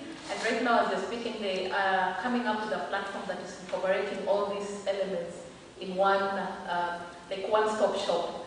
But it's been difficult. Gathering all this information, we've done a lot of trials and failures, of course, and we are here. Okay. So far, so good. Fantastic. It's a difficult process. Are we hearing technical assistance support to our smallholder farmers? Can anyone else hear that? So maybe tomorrow call to action is for trade facilitation, we need sensitization maybe, and then on the exporters to improve on the process, our trade portal, how can it be more customer friendly? Florence, there is a lot of competition from digital lending. I come from central Kenya, and it is said that women in my home area, they borrow money on their phones at 3 a.m., go for vegetables in the right markets at 5 a.m., and then repay the loan by 5 p.m. so that they're able to borrow. And they have some of the highest credit ratings. How is Equity Bank preparing itself for this transition and disruption in terms of financial inclusion? Thank you. Thank you for that question. And I think there's a saying that goes, if you can't beat them, you have to join them. Anyone who has looked at the equity results for Q1, you realize our growth has been facilitated by the digital space. It has actually surpassed what we call the brick and mortar. And the same characteristics you have given are the same characteristics we are observing from our digital banking. People borrow very early in the morning. And I believe it's because they want to go and do the business and the trading and then pay back. So I think speaking for the financial institutions and for Equity Bank, we are already in the space of digital technology. Maybe where we need to bring it down is also so that we can be able to reach the very smallholder farmers, because they are many, they are disaggregated, and they would also benefit from being put together in a digital platform, which are some of the interventions we're also trying to do.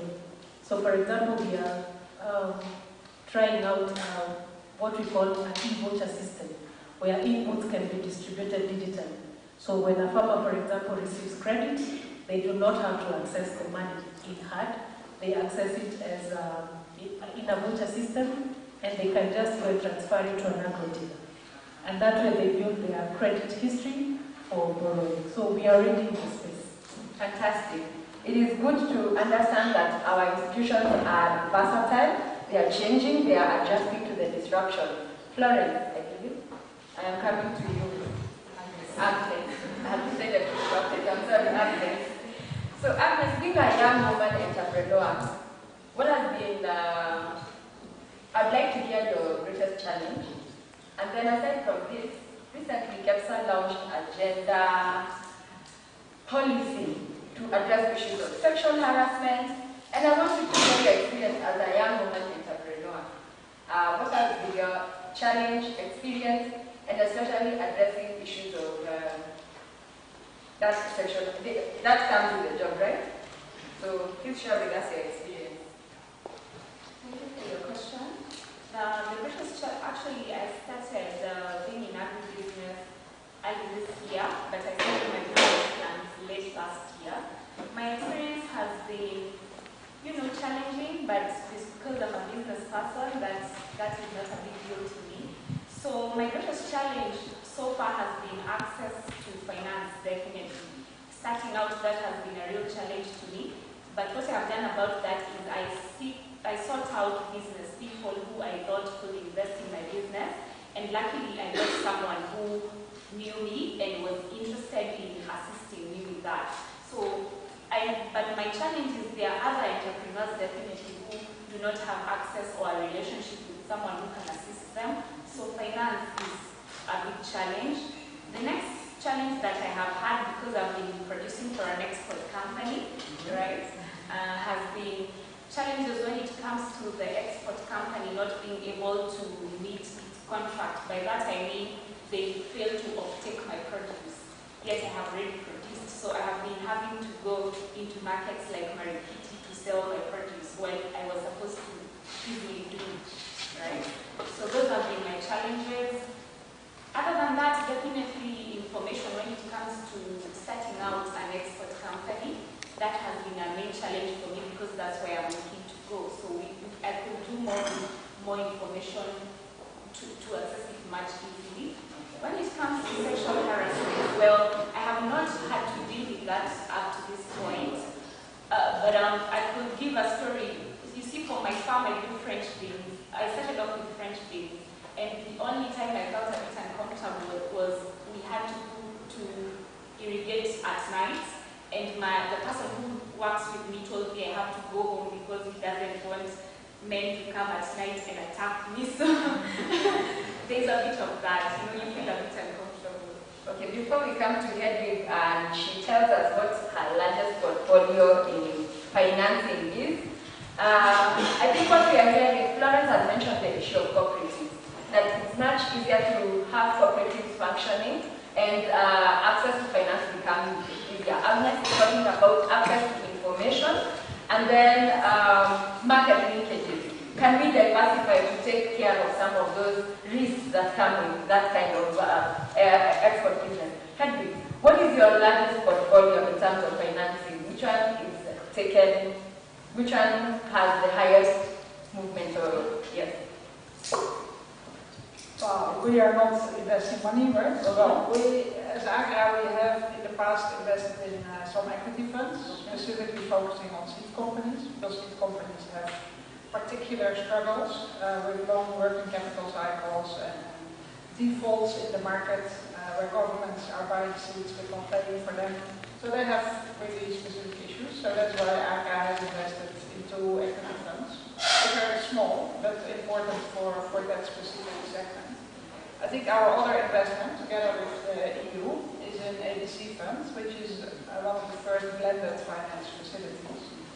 Blended means that you mix public money and private money together, so that the outcome of that pot of money is something that people can afford and get access to. Because the problem is really that the risk and return of most of the money that is available in the market does not talk to the risk profile of your company. Right? So the money that Florence is holding is money from savers, right? From all of us in Kenya. And we would maybe not like it to be put in a company like Angela's, which hasn't had any track record and which might default. Right? So that's why friends and families are your first port of call. Right? I agree, I think that's the logical way of getting funding for your company. Similarly for farmers, right? They need to get the money from someone they trust. And if you have no track record, if you don't keep records, if you don't do payments and recipients of money through your phone, if you have no records, I mean, who will trust you to give money? So, in fact, we have always stayed away from financing farmers. Right? I think smallholder farmers need inputs and markets, and primarily markets. And then if there is a market, then the market should invest in the farmers to get the inputs they require. And then the companies that provide the inputs, like Amaran, they give stock on credit.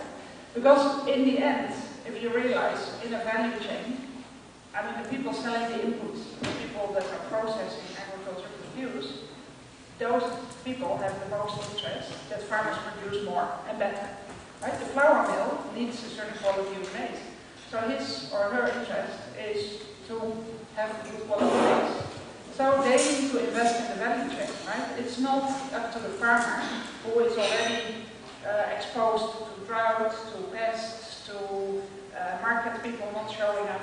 The risks are already too high. So I won't like farmers to get credit and also get over-indebted and be registered at the credit bureau and being excluded from a bank account. And so I think the value chain, the off-takers, and the biggest people in the value chain should do the most because they are the strongest shoulder and they are the most resilient to make sure that the whole value chain gets financed. So if you look at who has an interest that more agriculture produce is produced, that's not necessarily the farmer. The farmer is okay if he produces or she produces for her own family.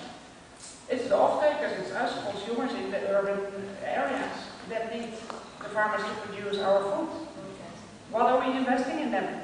How are we supporting them to get the inputs and to get the markets? So that is, I think, where the money needs to come from.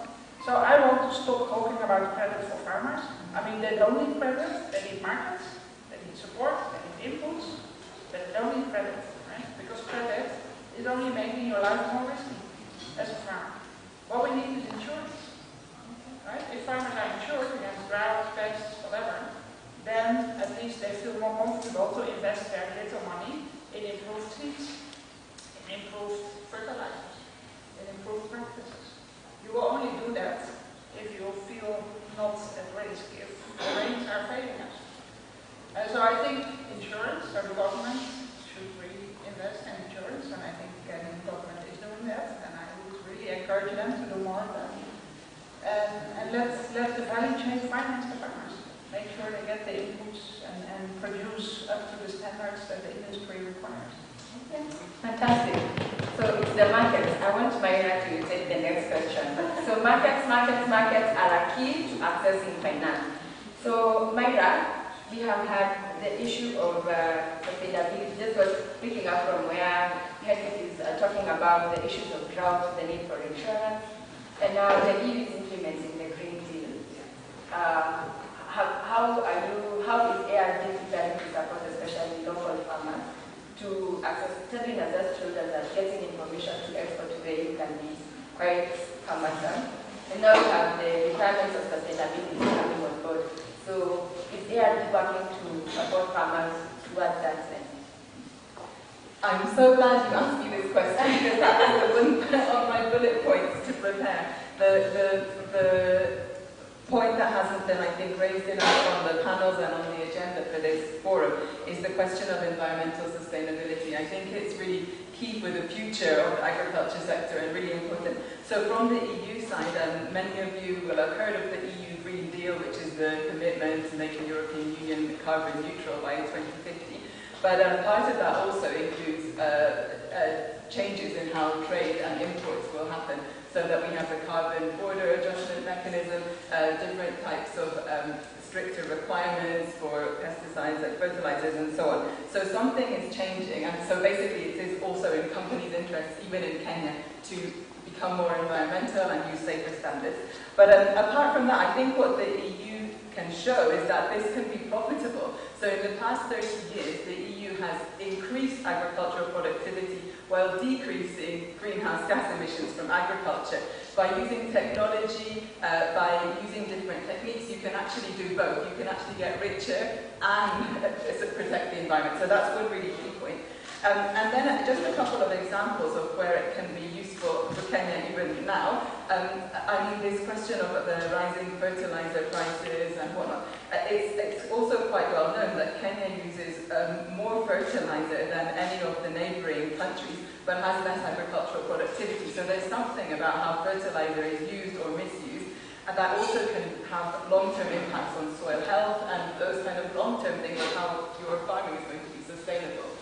Same with one other little idea that the EU is working on is trying to export more goods by sea freight rather than air freight, which reduces greenhouse gas emissions but is also cheaper and also is more resilient to crises like COVID and whatnot. So there's a lot of examples where being greener is also more profitable. That's what I wanted to say. Thank you very much, Myra. So my question is to our value chain actors in the room. To what extent are you building resilience in terms of your value, the node in which you operate in? So now there are issues of logistics. I know Kisumu City has introduced e-motorbikes that use electricity. Boda bodas are one of the main forms of transportation for agricultural produce. Is that something that we are looking at? As in, so do we enable tax incentives for boda bodas that use electricity? So there is quite a bit of food for thought. Florence, I want to ask something. So we have had, from the climate change space, there's conversations that the fastest way to get people to embrace sustainability is tied to finance. So the moment I come to the bank, I want a loan, the bank asks, please demonstrate in what way you are embedding sustainability before, so that you're also managing your risk from the end. Has Equity started work on that, or is that something that in the near, is it in the short, medium, or long term? Is that something that Equity is looking to do, so that the farmers who are members of Equity and are financed by Equity can start orienting their production, their services in that direction? So are you tying access to finance to sustainability? I will say yes, and we are now embracing a lot of climate smart agriculture practices for the smallholder farmers, but also as an institution, as you're saying, looking at matters of environmental sustainability. I think even the regulator, which now has now put that as a requirement, not for all financial institutions. And so how we are preparing ourselves as an organization is we have now started building the capacity internally. When we are doing our due diligence of clients, there is the aspect of ESG, so that we look at how are we taking care of the environment. We are also now into climate finance, the issue of looking at green buildings in addition to the climate smart agriculture, and all that comes with it. In terms of even the investment that the bank is attracting, there is a high requirement on how we look at the environmental sustainability and issues of climate. So it is something that we are already in, and I think any organization now is aware that that's where we are headed. It may not be mandatory now for some industries, but it's getting there. So very soon we shall all be required to be compliant. Fantastic. So ASNET, as a takeaway, one of the key areas of capacity building is to prepare the membership for that transition, especially in terms of access to finance. Otherwise, very soon, we will have a lot of money that cannot be accessed because of that disconnect. ESG is environment, social, and governance compliance. So are you sustainable, social welfare? Are you paying your people according to the rates that are set out by government? Because we are not just pursuing sustainable development, but we are also entrenching equitable, sustainable development. We are leaving the one behind. Agnes, when you deal with the export industry, there are certain certifications that you need to get. What has been your experience in the cost? Are you able to easily access training to understand the various certifications, and what is how does the cost of getting certified so that you can export? What has been your experience?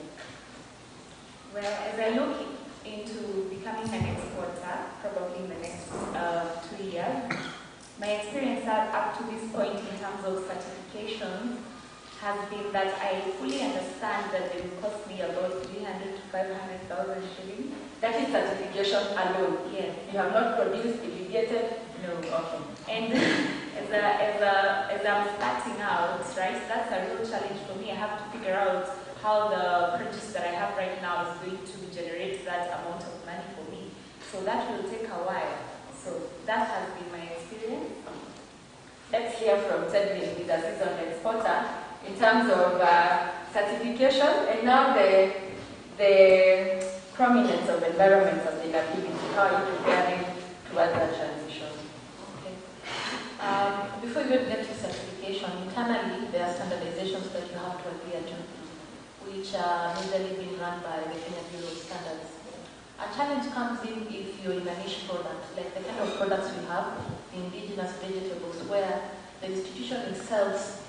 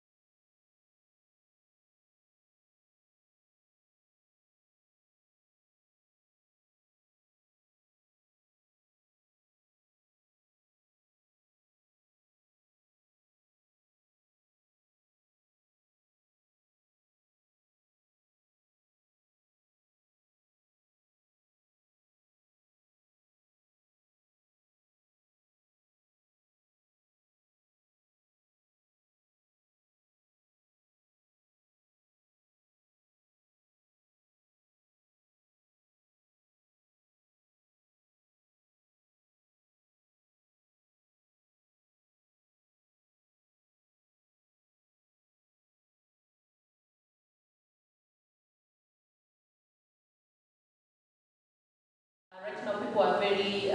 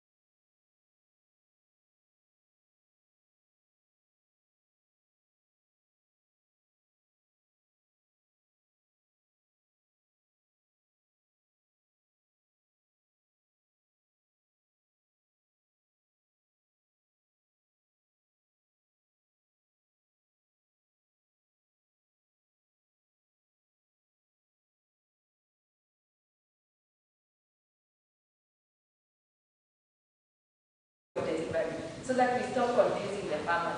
We have had a similar instance where we're asking, what's the difference between conservation agriculture, agroecology, climate-smart agriculture, sustainable land management? And when you look at the principles, there is a consistency underlying theme.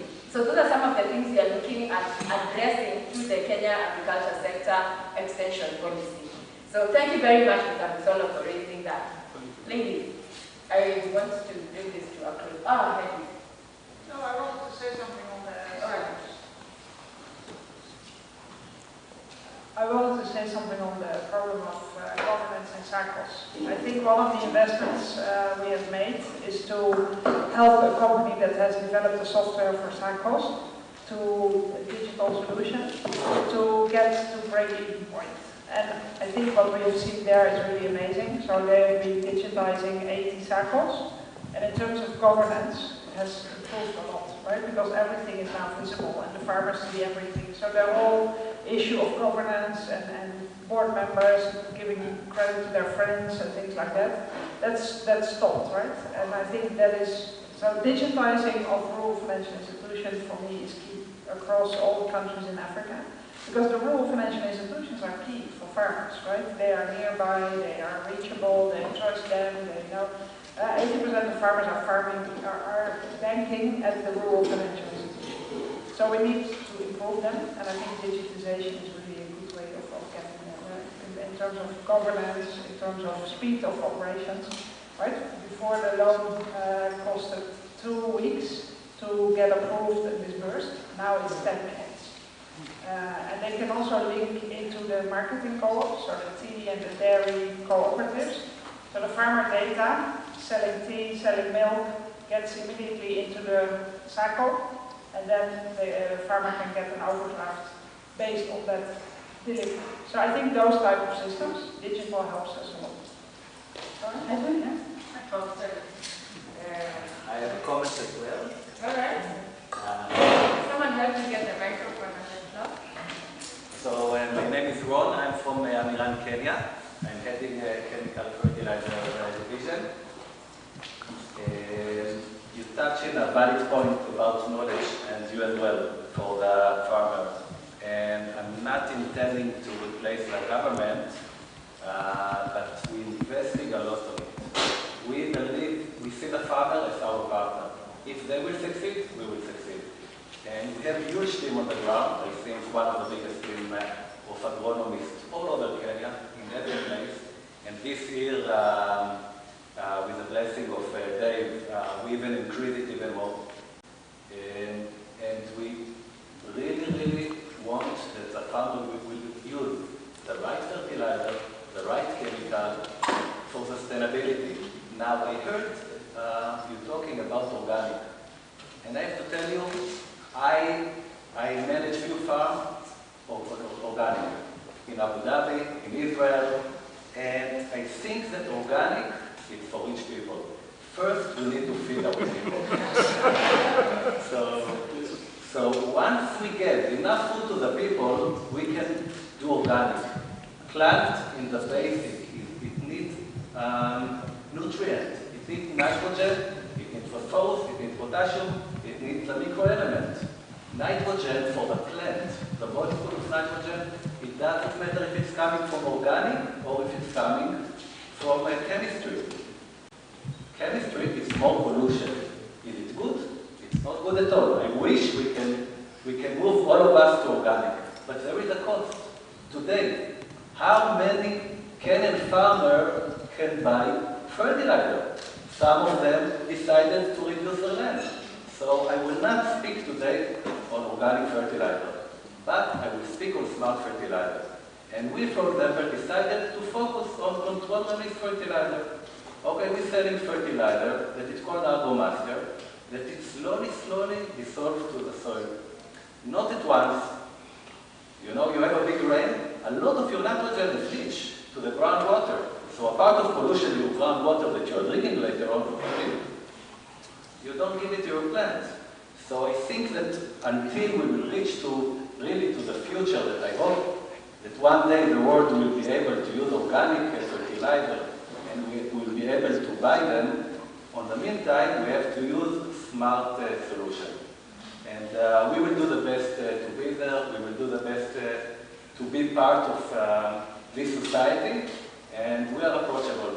So thank you. Thank you very much, Rob. It brings in a very interesting concept. The issue of how do we balance the environmental sustainability, productivity, cost issues, the cost issues that come with it. There was a mention in the morning about the role of research. So, Dr. Geoffrey, there is quite a bit of work there to get us to evidence on which way we should go. Ron says organic is for rich farmers. How do we embark on that with the climate smart agriculture? Regarding the market efficiencies. Actually, we don't have a problem as far as markets are concerned. That one I can tell you for sure. I'm responding to some remarks that were made by my friend. Yes. What we have is actually lack of value addition. The problem is actually perishability of horticultural produce. That is actually the main problem. I visited Uganda some time back, and we had some chat with the technical advisor of His Excellency Museveni. What they have come up with in Uganda regarding the issue of bananas, the tissue culture bananas, is a patented technology called Frevasema. Frevasema, if you have a pen, you can note it down. FRE is fresh. VA is vacuum. SE is sealed. Then the last one is MA, matoke. In Uganda, bananas are actually called matoke. So it's Frevasema patented technology. What do those people in Uganda do? They peel the bananas, the fresh ones, the green ones. They package them like sausages. That packet is vacuum sealed. And they're exporting their bananas to Dubai, to Canada, to the EU, and other places around the world. So there's no issue of perishability. And the peelings, the banana peelings, they make very nutritious animal feed. So nothing goes to waste. And that also gives a solution to the issue of the environmental aspect. So that is a solution that should be, that we need to come up with a consortium. They merged together, formed UNIBRI, the universities for uni, B for the business community, like as we have in KEPSA, and R for the researchers, and then the innovators. So it is a team, UNIBRI. So ABP Limited, Africa Banana Limited of Uganda, they're doing that. Then the other issue, so that we can have a solution to the horticultural marketing aspects, is the standards. We need to meet the global GAP standards. So that is an issue. And then if we have these cottage industries, value addition, manufacturing, you see it is part of the Big Four agenda, the President's Big Four agenda. But we are doing this money. Manufacturing grew at 6.9%. It's below the expected 15%. So I am calling upon KAM, Kenya Association of Manufacturers, and KEPSA to come up with these cottage industries. And that is precisely how even South Korea was able to build up its economy and take off. So I think that is my contribution. If we embark on value addition, we shall handle that problem for good. Thank you very much. We appreciate you, Mr. Waluyo, for that. The voice of the farmer has spoken.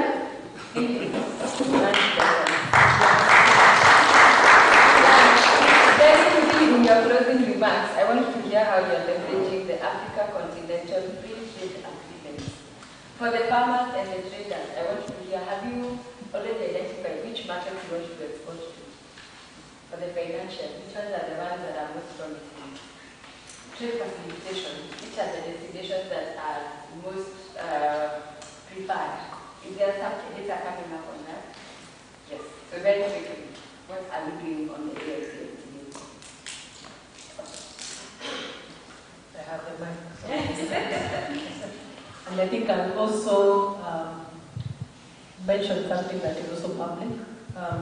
Equity Bank has launched something you're calling an Africa Resilience and Recovery Plan,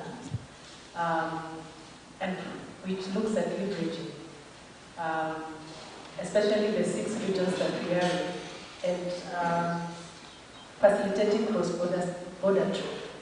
And because we know in these regions, we have our strengths. So, for example, Uganda has what it produces in bulk that Kenya does not. But you find most of the time, instead of collaborating, sometimes it looks like when Uganda brings in whatever it brings into Kenya, we complain as Kenyans. But how can we help that to be more seamless and more than that? So what we're trying to do with this is bring all the actors together so that they speak to each other. What is one region good at? What is the other region good at? And can we trade? I think I'll go next so that the money flows down to me. So in terms of identifying the markets, definitely for me, I would say that I've been able to identify the market because that is technically based on what produce I can manage financially and the kind of relationships I can have. But the challenge is definitely getting markets out there. You see they're starting out. I have to be in a lot of conversations to build up. But in terms of identifying markets, yes. Which one in Africa? Not in Africa right now for me. I was looking to export beyond Africa. Well, I think that's exactly the issue, right?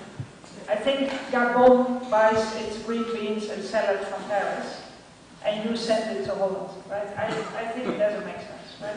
So we need to start trading in Africa. I think 80% of the goods are going out of Africa, and 80% of the agriculture imports out of Africa, instead of intra-Africa. Of course, we have big problems with infrastructure. I think we have to admit. I think there's attempts to make it more smooth and better. But we can start at regional level. And I think I look at my colleague Protas, who's in the regional food trade. I mean, it's not easy, right? Even in the East Africa community, we see how we are closing borders and fighting each other on who can export to who. So I think that needs to become better, right? And as I said, markets are necessary in order to let finance flow. I think another important issue is the competitiveness of our SMEs. Right? I think we have a big issue there. Many of the SMEs are not efficient, they're not competitive. And what I discover being in inclusive finance, and I want to mention it here because you're the members, that I'm talking of the ASNET members, I think there's a lot of tendency to remain informal, to remain under the radar, not to pay tax, and then complain about not having access to finance. So I see that a lot. And I think you cannot have both, right? Either you become formal, you want to grow your company, you pay taxes, then you get access to finance, you get access to procurement, to contracts from governments, etc. I think you cannot not pay tax and then have access to all kinds of facilities, guarantee funds, etc. So my call would be, you can benefit from guarantee funds, trade facilitation, procurement contracts, but you also pay taxes, right? So become formal, don't stay under the radar, do not split up your company in 6 different companies because you don't want to pay tax. I mean, for me that's also a message, right? I'm a real advocate for small and medium-sized enterprises, but now that I'm referring all those companies to a fund that we have invested in, the ABC fund, I mean, 80% is sent back because the financial records are not good, they're not paying taxes, they're not registered. So I think, yeah, for whom am I fighting, right? So I think that's the other, we didn't discuss it yet, and I want to bring it in the room because I think it comes from both sides, right? Thank you. Yeah, I'll be very brief. What is the benefit of better regional integration and the likes of the ACFA? I think two main reasons. One I mentioned is a bigger market. So whether it's for domestic investors or foreign investors, if you know that you're going to have a market of several hundred million compared to 50 million, you're much more likely to invest and try and do a big company, big investment. And secondly is then the competition and efficiency aspect. So again, in the EU, this is sort of what our foundation is based on. But if you have more competition, then you get more efficient companies and you can get also more wealth and prosperity for everybody. So that's the two main points I have about regional integration. In terms of regional trade, for us being in a specialty food and ingredient industry, yes, we are looking into trading into East Africa and eventually expansion to commercial market. Yeah, fantastic. So to appreciate my panel, I went to Tokyo not very long ago after the borders opened. So I want us to appreciate them in a very nice way. We are going for lunch, right? The energy levels have really been, we are breaking for lunch right about now. So I want you to prepare your hands. I know my daughters who don't make chapoli. They see, they witness. So that we prepare we whet the appetite. I hope they are ready. So I want us to prepare our hands. There are 5. So I want us to make them 5 chapati. Are we ready? And let's go. 1, 2, 3, go. 1, 3, 4, 5. I'm sure it's chicken in there. So I want us to flap our arms. Yeah? So that they feel happy. For the ones especially who are just thrown off the deep end. So 5 chicken for the wonderful women. Let's go. 1, 2, 3, 4, 5. Thank you so much for being an amazing audience. Thank you so much for coming. Let's appreciate them.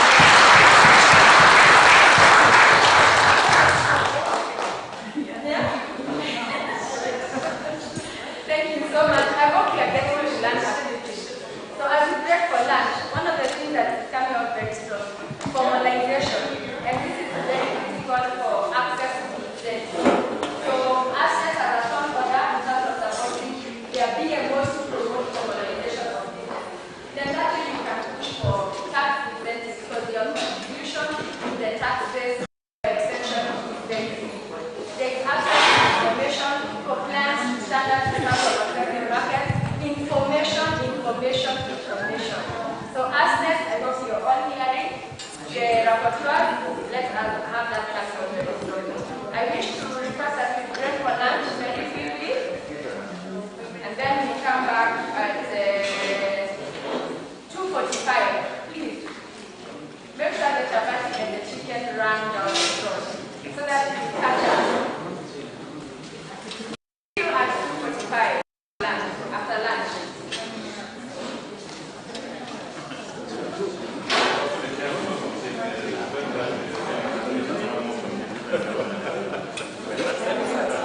Yeah.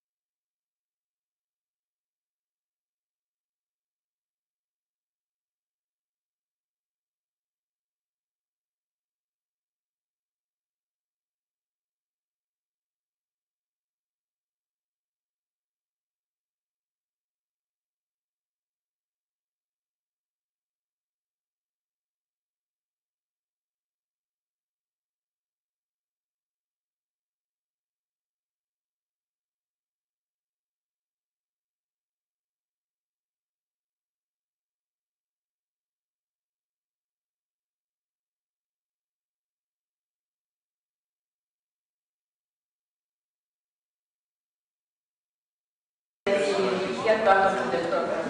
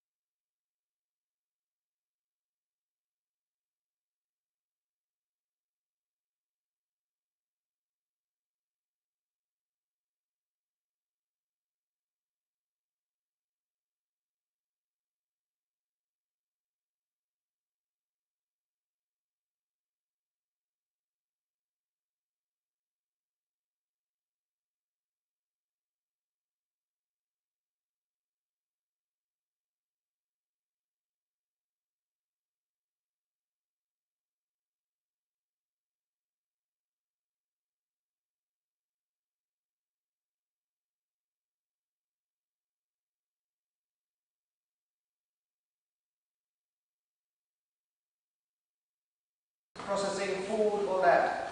So it's a key part of CAM is agriculture, and I'm very happy that you now started an agriculture sector as well. Processing sector. So Karibu-san, Mushai.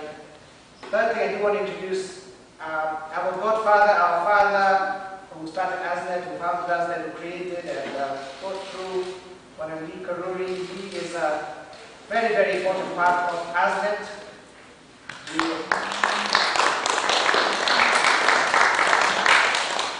He gets the claps.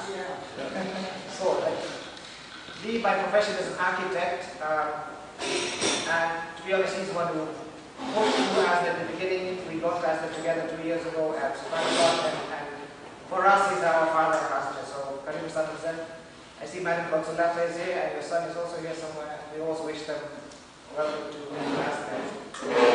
We have other people from Ernest from the Avocado Association is here, society is here. Avocados is obviously a big subject nowadays, so well done. We have got Miriam Bomet from CAM who's also joined us. Miriam is here somewhere, I saw her a few minutes ago. Where she is. Miriam is important because a lot of the technical stuff we do at ASNET, she's one of the coordinates between ASNET and CAM.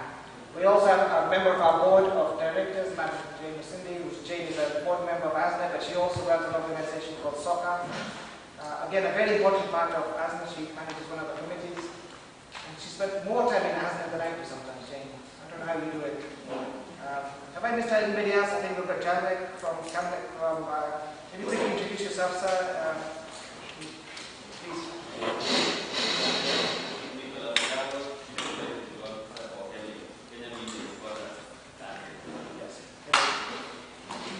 Anybody else who's just joined us after lunch? Undecided. Thank you very much, ladies and gentlemen. I hope we'll finish this by 4:15. We've got a couple of very interesting presentations on now. Can I ask the MC to take over and take us through the rest of the program, please? Thank you. Thank you very much, Dr. Bimal, for that, the introduction. We want to welcome you once again, and now that we have Madam Tule in our midst, we would like to welcome her.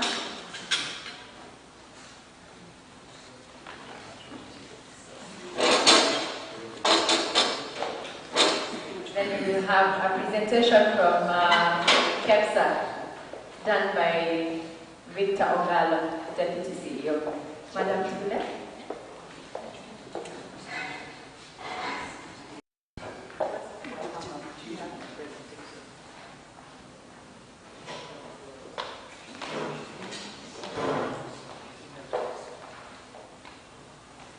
We seem to be having technical issues. So I have a presentation on SMEs and the role of MSMEs, not SMEs, in agriculture. So if I have to talk off the cuff,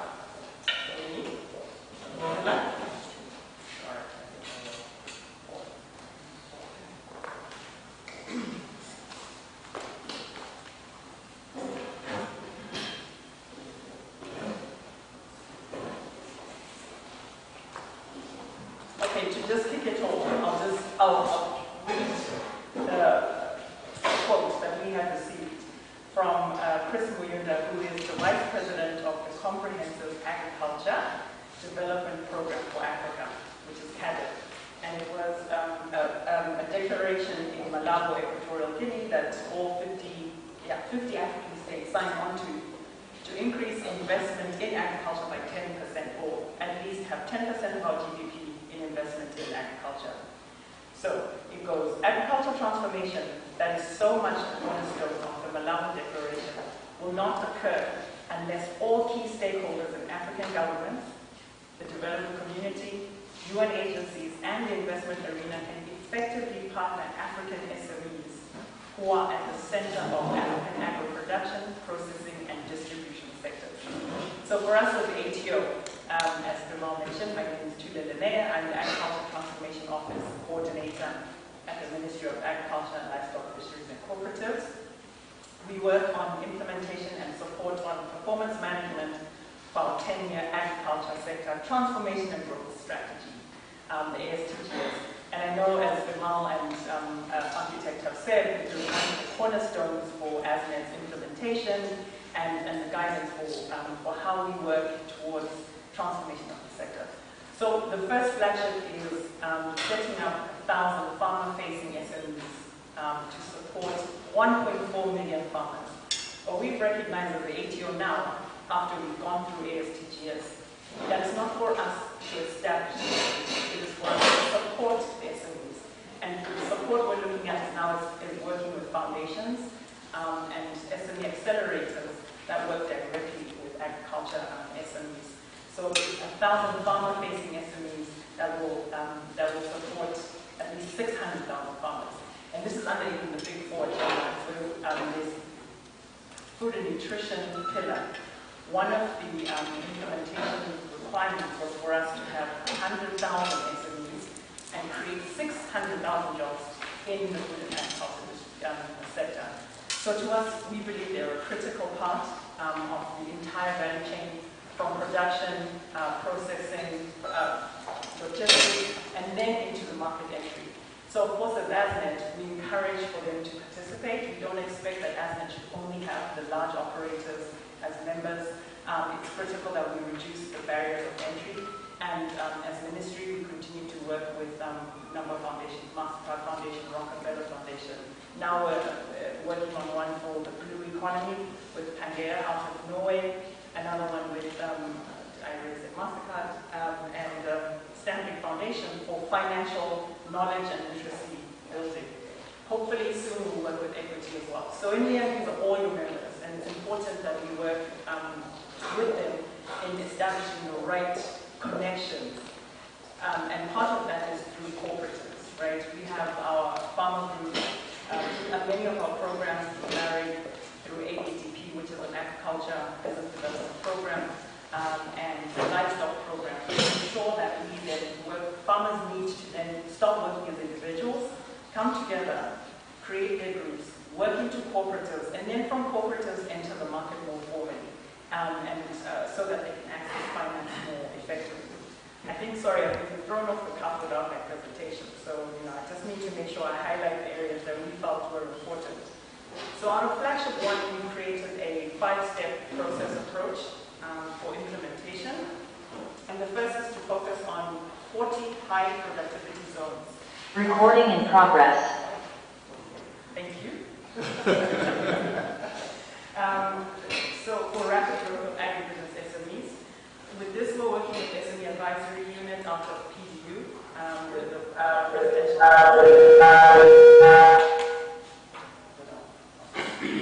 Should I carry on?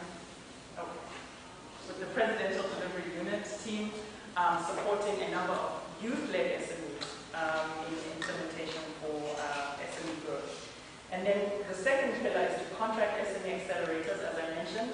The ministry has recognized that we should not have to establish another entity within government. This should be private, it should be foundation-led, and all we'll do is make sure we create an enabling environment. The third pillar is prioritizing SMEs that serve at least 5 to 10 key value chains that will provide the greatest potential impact to small-scale farmers. So we're looking at the strategic value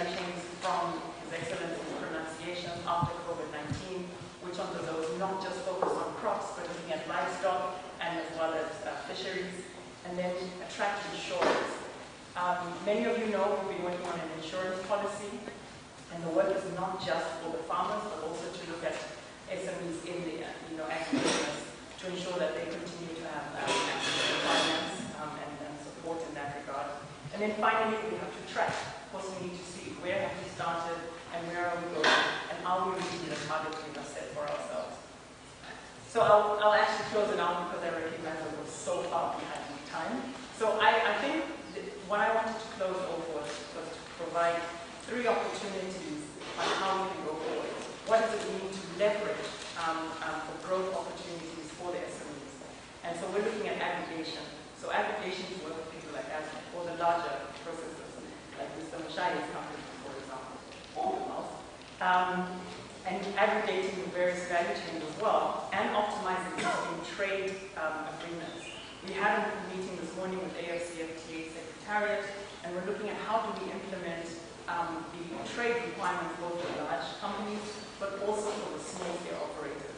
So we'd like to hear from ASNET and the members, what do you think we can do to ensure that we reduce the trade barriers, whether it's tax-related, of course remember that is not my mandate, but in terms of access to markets. The second is integrating microfinancing to enable small-scale farmers to engage in gainful agribusiness opportunities. I think too often we see companies as juakali in a way, and so we need to help them formalize, and that's by accessing things like Andiman, right? Maybe becoming a reseller, for example, and creating the opportunities for them to then be more structured in how they process and then participate in the economy. And finally, leveraging technology. I was presenting at an Africa Summit yesterday, and I was explaining how we consider a digital warrior, or a digital advocate, rather. That's a more polite way of explaining. And I believe that digital platforms and the digitalization of agriculture will increase access, transparency, and as well as market linkages. So for us, it's critical that we leverage all the digital platforms and participation, for example, by our small-scale operators in our e-voucher program. We can't just be looking at just the large operators. We have to have a more participatory and collaborative ecosystem. So with those short remarks, and presentation, I hand it over back to Lucy. Thank you.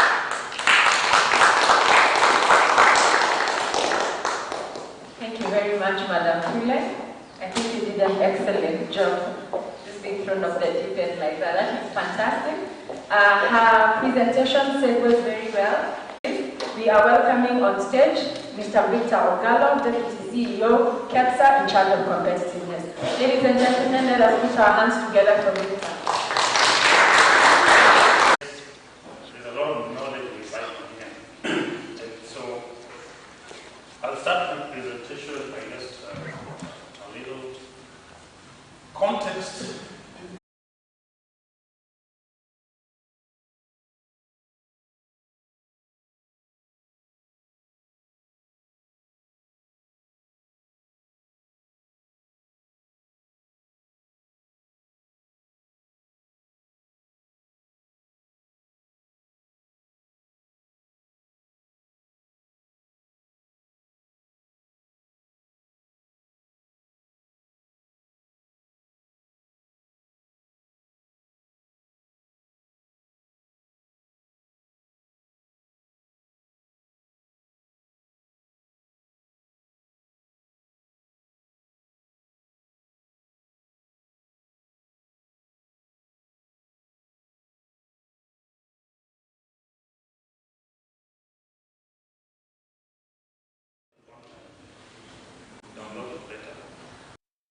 Sets a context, a very interesting context.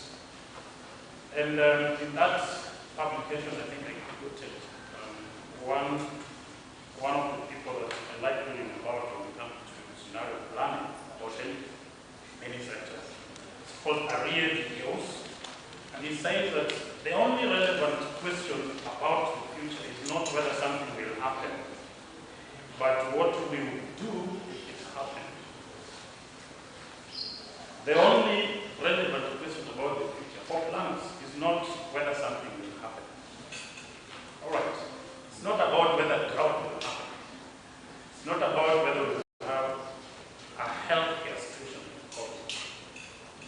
not about whether there would be an outlook that would sort of garner our roads. But the most important question from any question is what do you do if that happens?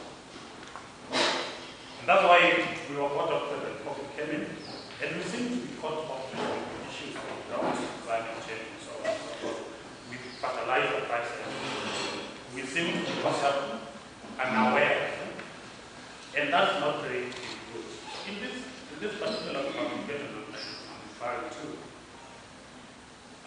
we were painting very gruesome scenes of something terrible happening in the Middle East, and our supply of oil is cut completely.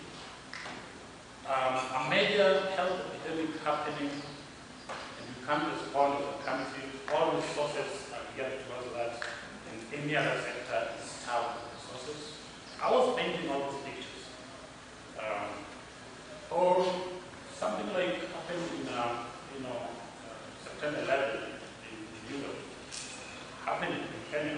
How would we respond? So the only important question is not whether something will happen, but what do we do? What measures are we putting in place? And the locust came. Suppose they were all over the country. What would we do? How to get that? So I'm asking this question in the context of agriculture, because things that happen in the ASAL areas, things that have not just come in. The drought situation, at least we witness this. But maybe in future there's a time is coming when we have certain requirements that will not be able to deal with because we do not prepare for it. Now, agriculture has suffered in the context of COVID, and now the Russia-Ukraine war, we're not getting all the supplies of wheat, we're resorting to expensive sources, there's fertilizer, there's maize, there's wheat, and now we gather wondering, committees has formed how do we and it takes me back to what would we do if it happens? Fertilizer, our sources of fertilizer were cut, our sources for maize, wheat. I am double sure we start growing wheat. I'm double sure we grow wheat. There would be the existential threat to survive, and we would be able to take action. The focus we've seen the last two administrations put on infrastructure and the billions of dollars that have gone into infrastructure development. Because again, ask yourself, there's all the beautiful roads, what are you going to transport on those roads? Right? If we could look at certain infrastructural development in agriculture, like irrigation, it's a national asset. We have a national irrigation board. If we could put the same focus and attention now that we have good roads, we go to the next thing, making sure that there is irrigation, proper irrigation infrastructure. Yes, I'm sure it's a game changer. And we have something to how on the beautiful roads infrastructure we have, centenary. So I don't know whether we are on the same page still at that point, because I cannot believe that having a national irrigation infrastructure will be more expensive than the roads. So maybe that could be a legacy project for future administration. But it's very, very important that we do not neglect agriculture and give paltry less than 10% of our budget, and yet claim that agriculture is 46% of the GDP. Yes, so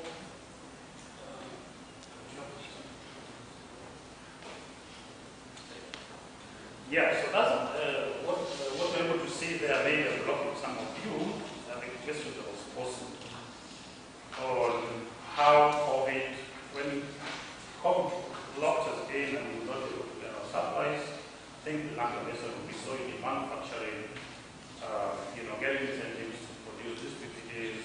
are now trying to be self-dependent, and that is the same threat that we want us to feel about agricultural production, food security, and so on and so forth.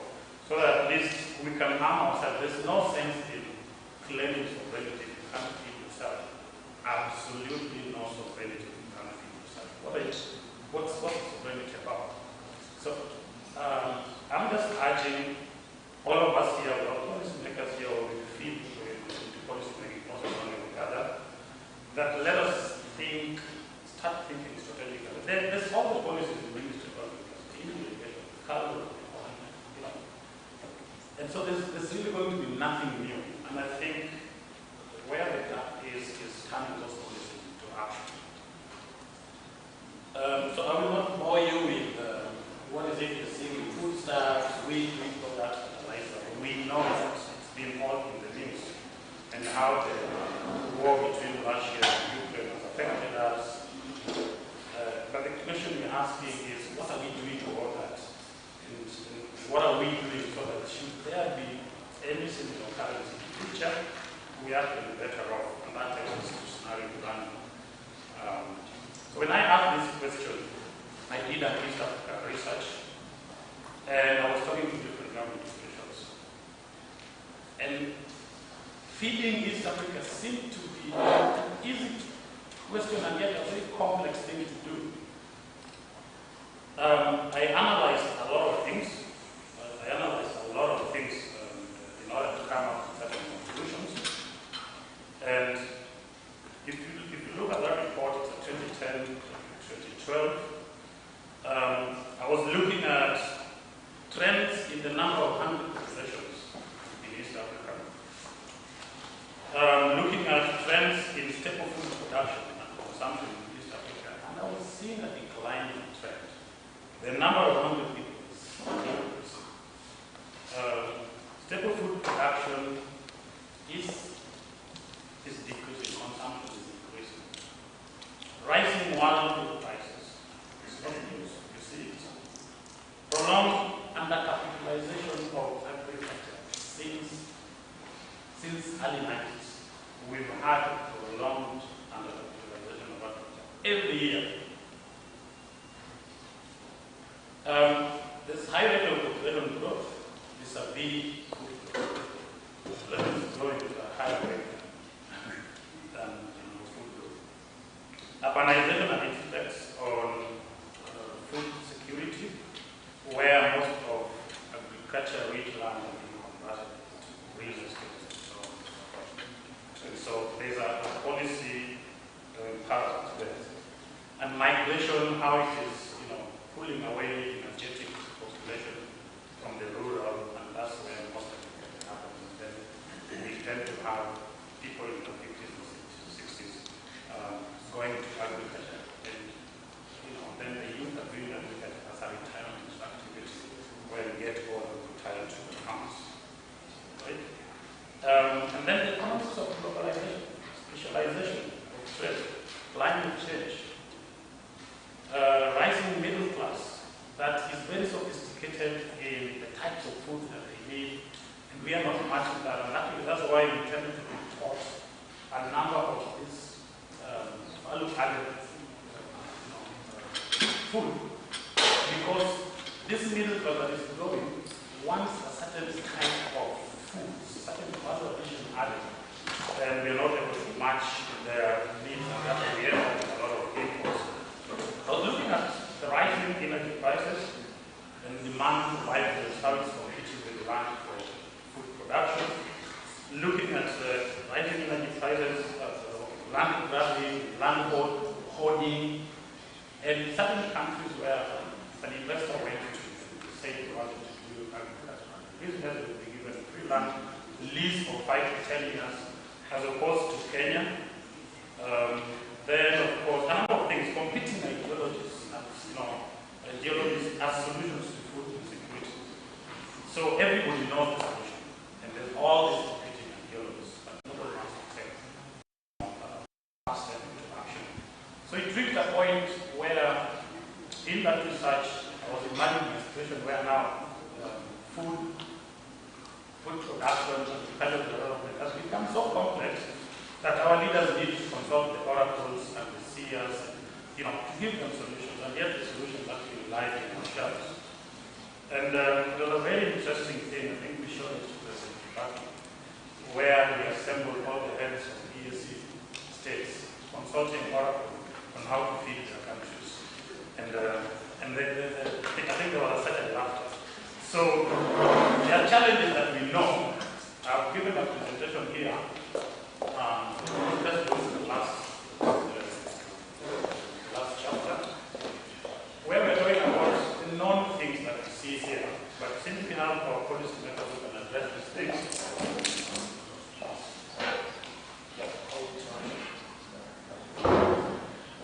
so there's something that's really affecting our investors, of course. There's pending bills and VAT refunds. Illicit trade is curtailing the market for our producers. Local content development. We need to enforce this law. It's already there. Local content development, where we should have government enforce consumption of locally produced goods through by to the next. The wheat, they are calling for granting full exemption, 100 millers and gazetted food and feed millers on import duty charge on wheat for a period of 12 months at least. We are in an emergency period, so that's actually what we're calling for that. And then again, exempting bona fide and gazetted food feed millers for import declaration fee and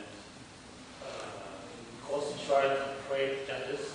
At least in the meantime, lifting ban on wheat imports from India, other African countries are already importing from India, suspending import duties in the meantime, Arabia and Nigeria food on wheat imports, maize, and so on and so forth. I think there have been some other conversations around that.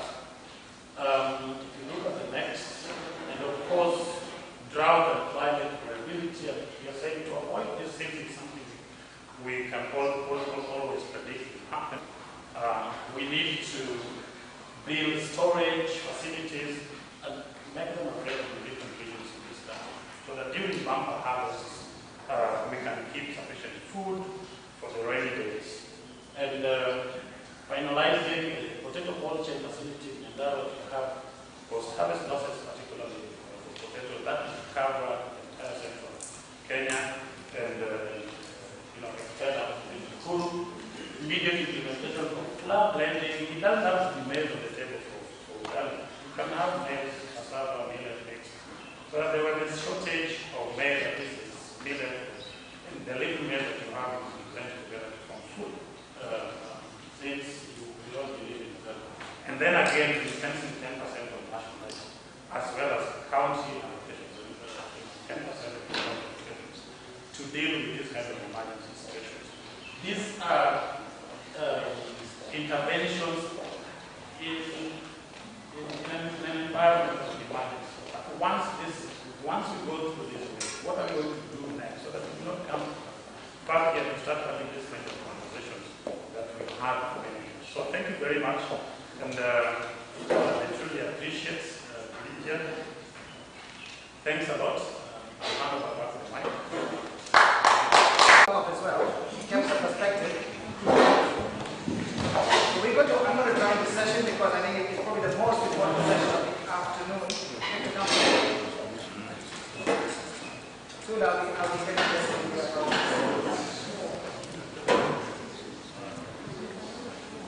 we are going to talk about agriculture and value added.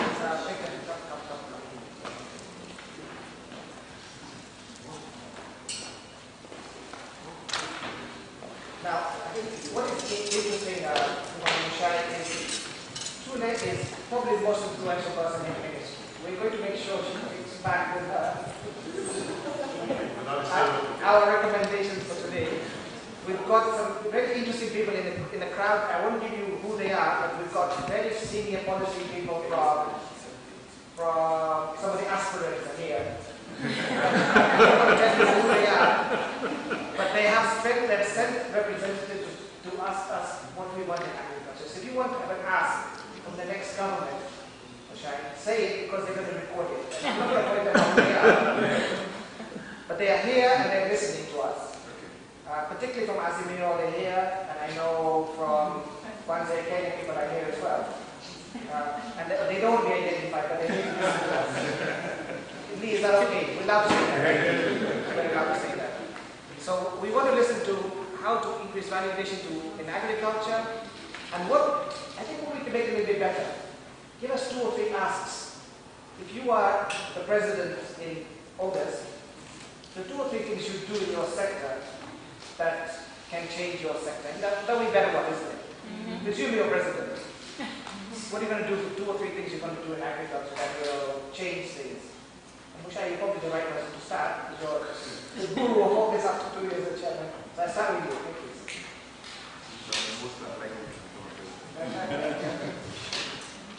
Good afternoon, everyone. My name is Shai Guniha, chairman of the Kenya Association of Manufacturers. I also work across the fence here, so welcome to the neighborhood in Loreto, CKL Africa. Interesting subject, and I think I'm picking up on what Victor was saying earlier. Agriculture is a story that we talked about for many years in Kenya. It is the biggest part of our economy, biggest employer. So a crucial part, yet in many ways, I think, as we see declining in productivity and even, like its contribution to GDP. So we have big challenges that we need to grow. And yet, I think on the other hand, Kenya is not a country blessed with a lot of natural resources. You can count Masai Mara and the beach as one. So we have some, but we don't have that many natural resources. So we really have to, if we're going to grow our economy, feed our people, we have to be sharp about it. We have to take the little resource that we have and be able to multiply it a lot. Coming now from a manufacturer's perspective and also an input supplier for farmers, I think, and looking at Dima's question about 3 things to look at, I like to look at big picture things. The first one in agriculture is how do we become more commercial in our agriculture. We need commercial outlooks to agriculture. So here, this seems to be more policymakers rather than our customers who are the farmers. But for those, when we're dealing with farmers and selling farmers, one of our biggest challenges is how do we get them to understand our marketplace? We work in a market economy. So whatever you produce for the market. So you must always think about who wants to buy it. And free markets, unfortunately, do not give you any entitlements or rights, or even us who are in business. Whatever product we bring, we have to convince our customers to buy it. So similarly for agriculture, you need to convince your customers to buy what you're doing. And that's usually a mix of quality, price, and availability. So we really need to think about how do we get farmers to think commercially. The good thing is we actually have very good sectors of agriculture going very well. Take horticulture and floriculture. If you look at what the floriculture people do to make sure their product works for their customers, you go to all sorts of lengths to do that. So you don't just make flowers and expect somebody to buy them, all of these flowers. These colors are chosen, very deliberately and carefully. So we must do the same for maize. We must do the same for milk. We must do the same for eggs. You have to have a commercial mindset, because that's what, especially if you're, unless you just want to feed yourself, a commercial mindset is going to be very important for productivity. Second thing is competitiveness. And this is a story because we talk a lot about it around manufacturing. We want to be competitive. So similarly, and I can touch some, going to touch areas here, is like chicken and eggs today. There's a problem with chicken and eggs from our neighboring country, Uganda, and the impact it's having here. We often have the conversation about theirs are cheap and so on, but the one we need to have is why are their eggs cheap? Or why is their chicken cheaper than ours? So, because blocking them does not solve our problem. Saying that we can't eat their eggs or their chicken does not make ours cheaper or better. So there is a fundamental question is, why are they more competitive than us? And we have many reasons why we are lacking competitiveness. And they are very similar in manufacturing as in agriculture. I'll start with a common one is cess and county charges. If maize being brought here has to cross every border, is like another duty. It has to pay cess at every county boundary. It's just not productive. If our cars, when we go to Bomet or I go to Tallinn to train, I have to have, just because my car has something written on it, I have to have a license. So our cars, a lot of them have like 30 licenses for advertising for every county that you go through.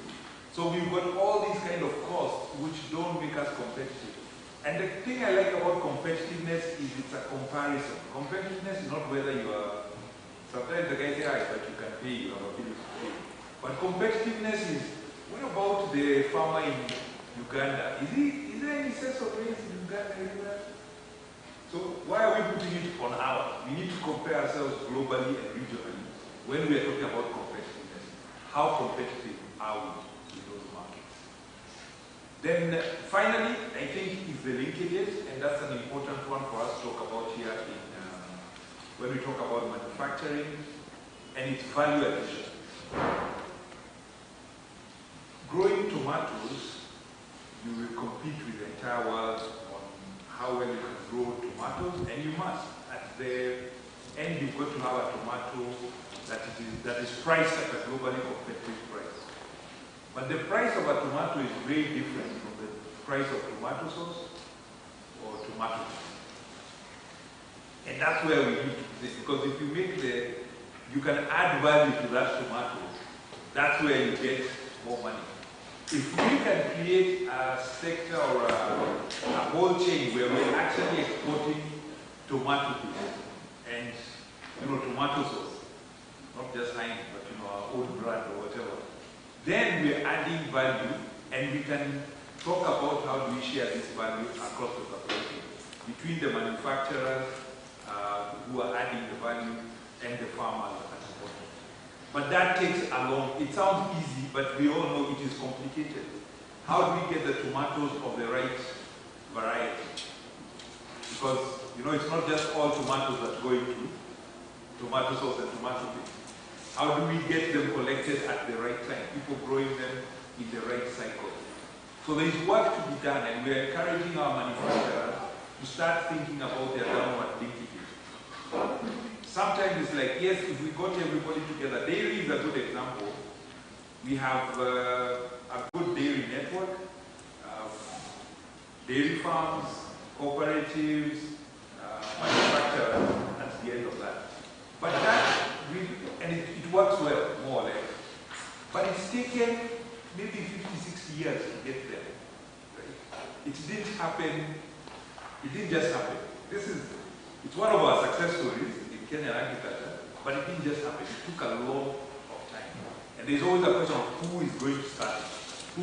Is it the farmers who are going to get together in a cooperative and do this? Is it the manufacturers who are going to get the farmers together and try and grow product for them at a particular stage? I'm not really sure. Maybe Tule will do it. She's the one who will do it for us. But we've got to find people in private sector. I think private sector, we need to get together and put this change for ourselves together. The horticulture thing is the same, the floriculture.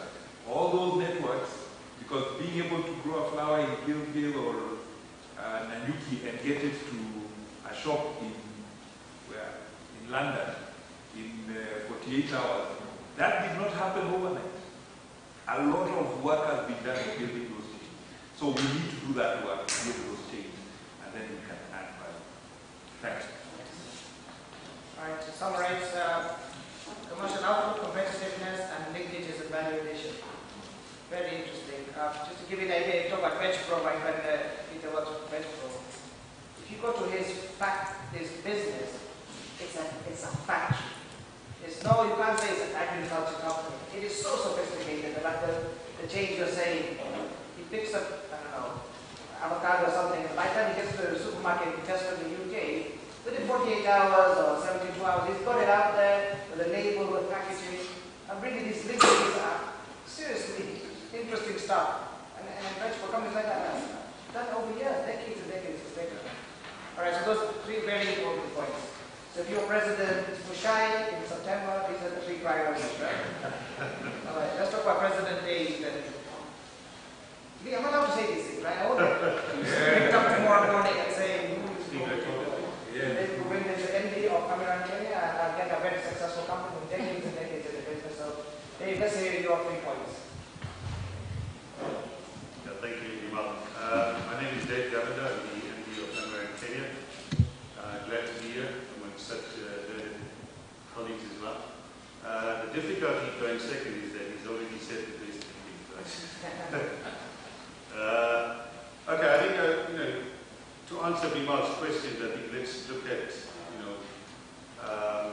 the way I categorize it. Let's look at the pillars in the agribusiness value chain. Right? You start off, number one at the top is what's the global landscape. We can't ignore that, right? I think Kenya is not an island. We're part of the global landscape. And I think when you look at what we need to do within the agribusiness, apologies. I hope this is better. Yeah. So I think when you look at how we position ourselves, let's not forget there is a global landscape out there that we participate in. So point number one is very simple. Simplify. I think we're a very complex country to operate, and this is for most businesses. That doesn't mean that we don't do things well enough. I think we create far too many hurdles for ourselves.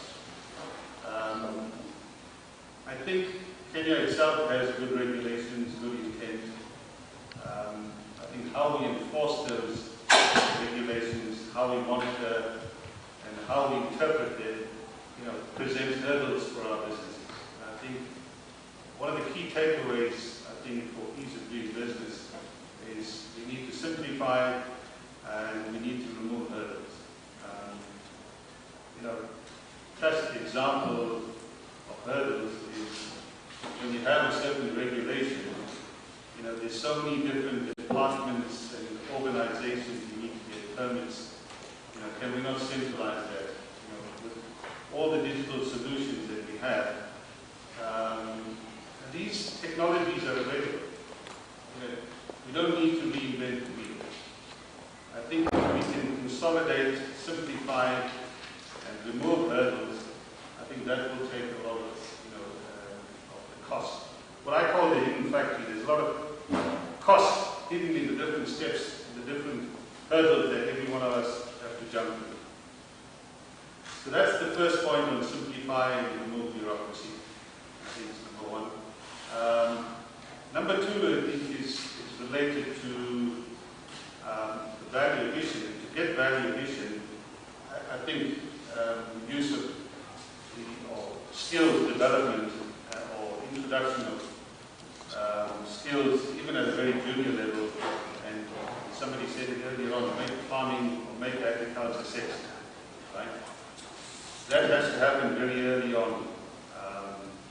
So having the right skill set, so you can talk about, well, we need to improve manufacturing, we need to invest more in the value addition, but how do you do that? You need the right skill set, okay? Then you need access to finance, okay? Then you need, the right, let's say, regulatory framework and environment to make that happen. So I think a combination of factors is the second point about how do you get the right skill set to stimulate the right environment for that value addition. Value addition just doesn't happen. So global landscape, market demand, right skill set will give you the opportunity, and access will give you that ability to get into that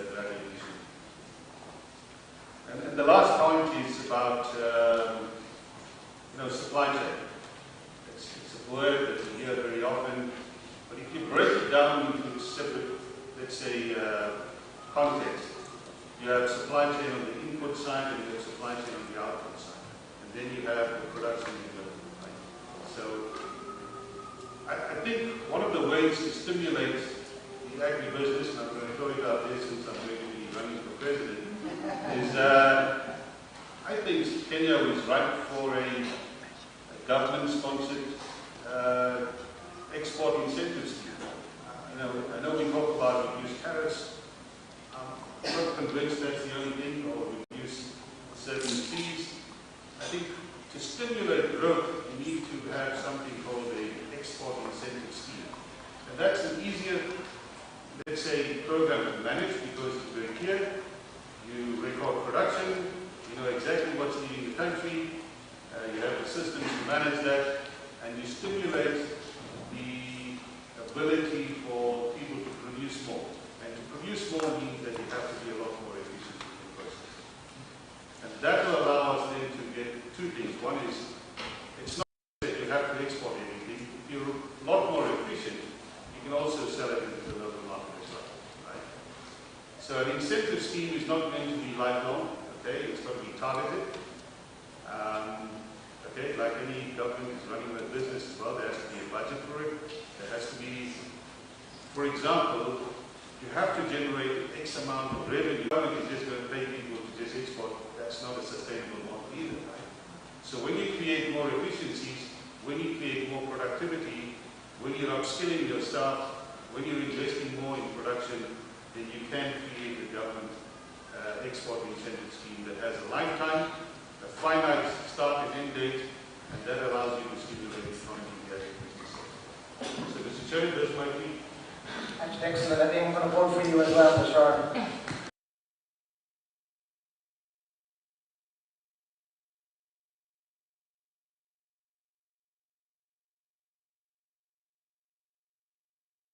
Finance, whole bunch of other stuff. Supply chain export subsidy. I know the this country export subsidy program was there a few years ago.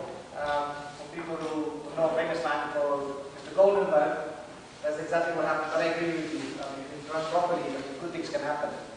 One and Nick from Kenya Meat and Livestock Association. Can I just ask, because we talk a lot about crops, but we forget, obviously, probably one of the biggest sectors of this economy is livestock. Everybody has a livestock at home, chicken at home, etc. But we never talk about it in detail. I know Kamlak has been doing a lot of work with the ministry. We signed an agreement recently with them. So I think we tend to overlook it. I know the camel business is huge. We export camels to Saudi or Middle East. We recently resumed this. So maybe give us a perspective on your sector between our measures about that, and three main things. If you're President Nicholas in September. Thank you, moderator. Well, I think we all have eaten meat, most of us, for lunch. But it was not tasty. Sorry to embarrass the chef. Or you thought it was tasty. And the thing is, for Kenya, our biggest export is human capital. And that's why, the diaspora residents have not been defeated by whatever we export, the crops we export, the flour we export. And that creates a challenge. And the reason Kenya was placed where it is and given that human capital is because we don't have competitive advantage. In terms of meat, we export the animals we eat. We talk about meat deficit of 300,000 tons per year. And our consumption is less than 700,000 tons per year. So we are only producing 400,000 tons per year, metric tons. And basically we are getting that from our neighbors because we import a lot of animals. All our neighbors from Ethiopia, from Sudan, South Sudan, from Somalia is our biggest. And even for us who export meat, we get some animals from Tanzania because they are, competitively better placed in terms of climate. And the issue what we need to do to resolve this is one, infrastructure. And when I talk of infrastructure in meat, I'm talking of currently stations where you can put all the animals and take care of disease control. Because that's one of our biggest impediments.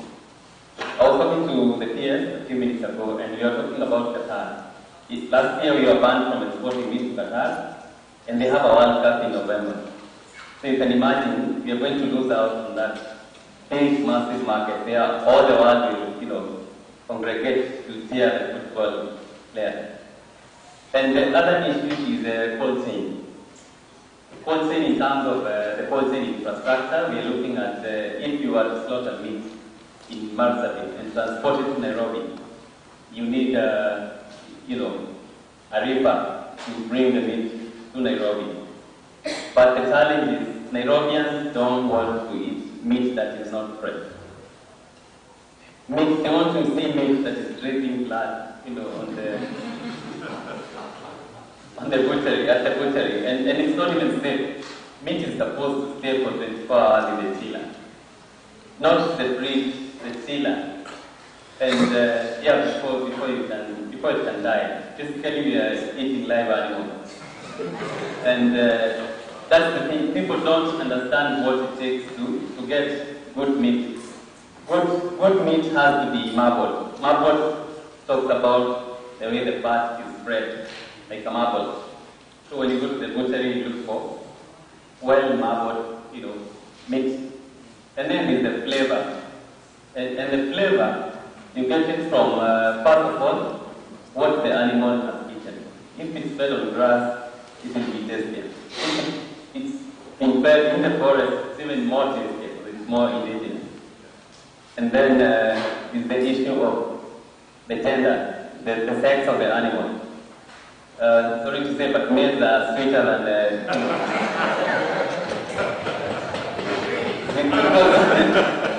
I'm talking about the other animals. The meat from a bull is tastier than the meat from a heifer. And the meat, because of the androgens, for chicken, those are red, so it's different. Maybe the chicken are tastier than the cow. And the other issue is, I've talked about disease control, is the issue of value addition. When you talk of value addition, we are talking of, Kaizen, continuous improvement, doing better and better every day. And we are talking with the victor, and he was asking, how come we are not able to irrigate our country? Yet we have all this rainy water. We have all this rainy water, we can harvest. And on the same line, if we do irrigation, we will be able to take care of so many problems. We can take water from Habaswein to Ajir, and we can take tap water from the aquifers, the 70 trillion liters we talk about, and we can use it to irrigate 70% of Kenya. And when you talk of Kenya, I keep reminding Kenyans that Isiolo is central Kenya. That's the center of Kenya. And we forget about Turkana, which is like 13% of Kenya. And just to give a perspective, I used to work in Wajir a lot.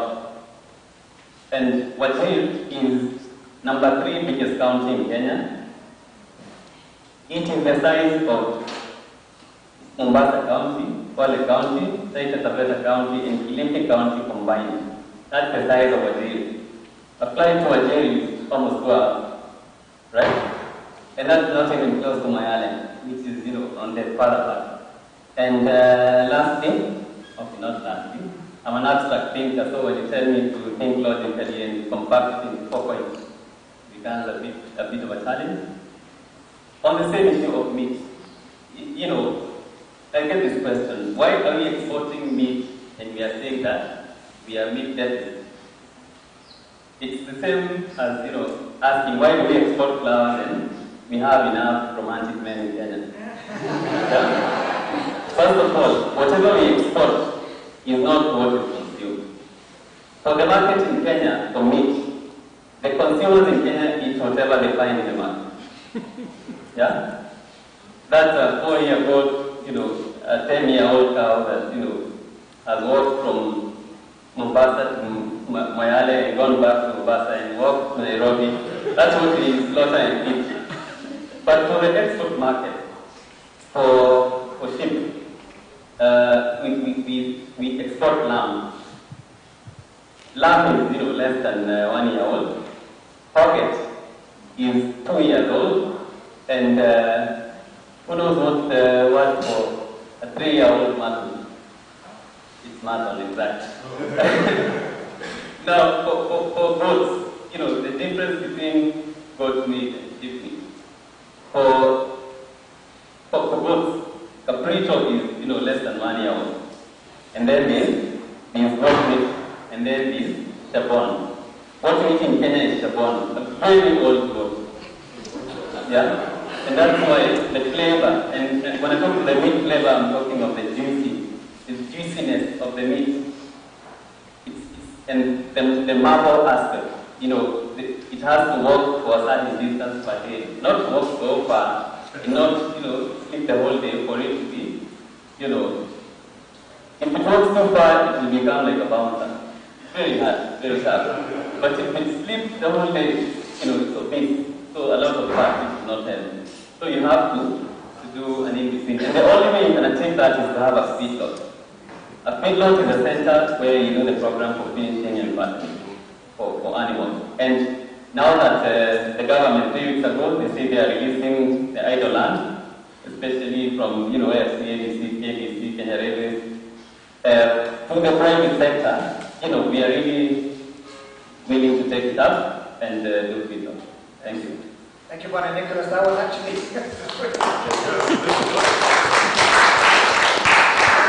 the most interesting one we've had all day about, in terms of being fascinating stuff. I didn't realize there's so many different ways of looking at meat. So I'm going to ask Victor to say 3 things, and then as government, as CS office, I want you to just reply if you can. And then we'll take questions and answers from everybody around the room. We'll take a couple of questions. I think it's quite interesting what you guys are all saying, and you have different perspectives. I'll ask Victor, and then we'll ask Madam Tulia to then sort of pick up what is that, three things if you are the president. Thanks for those news. A number of points were raised, and before I raise my points, I wanted to concur with the value addition. I think we even lag behind our neighbors, Tanzania, Uganda, in such a value addition. And there were 2 years that we could increase value addition by 50%, then we probably would drive another 500,000 people to new jobs. So that is something that I just wanted to emphasize again. But how do we do that?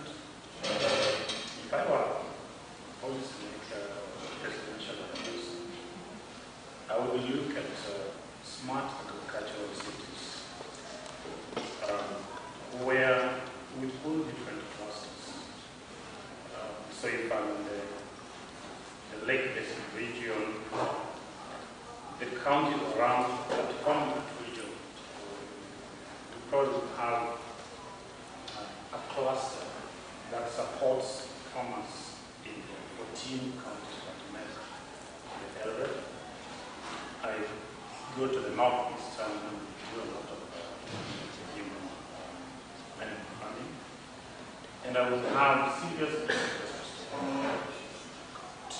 so that those cows do not have to work for the rest of the processing is done there. Nairobi is a recipient of value addition that has been done in the northeast.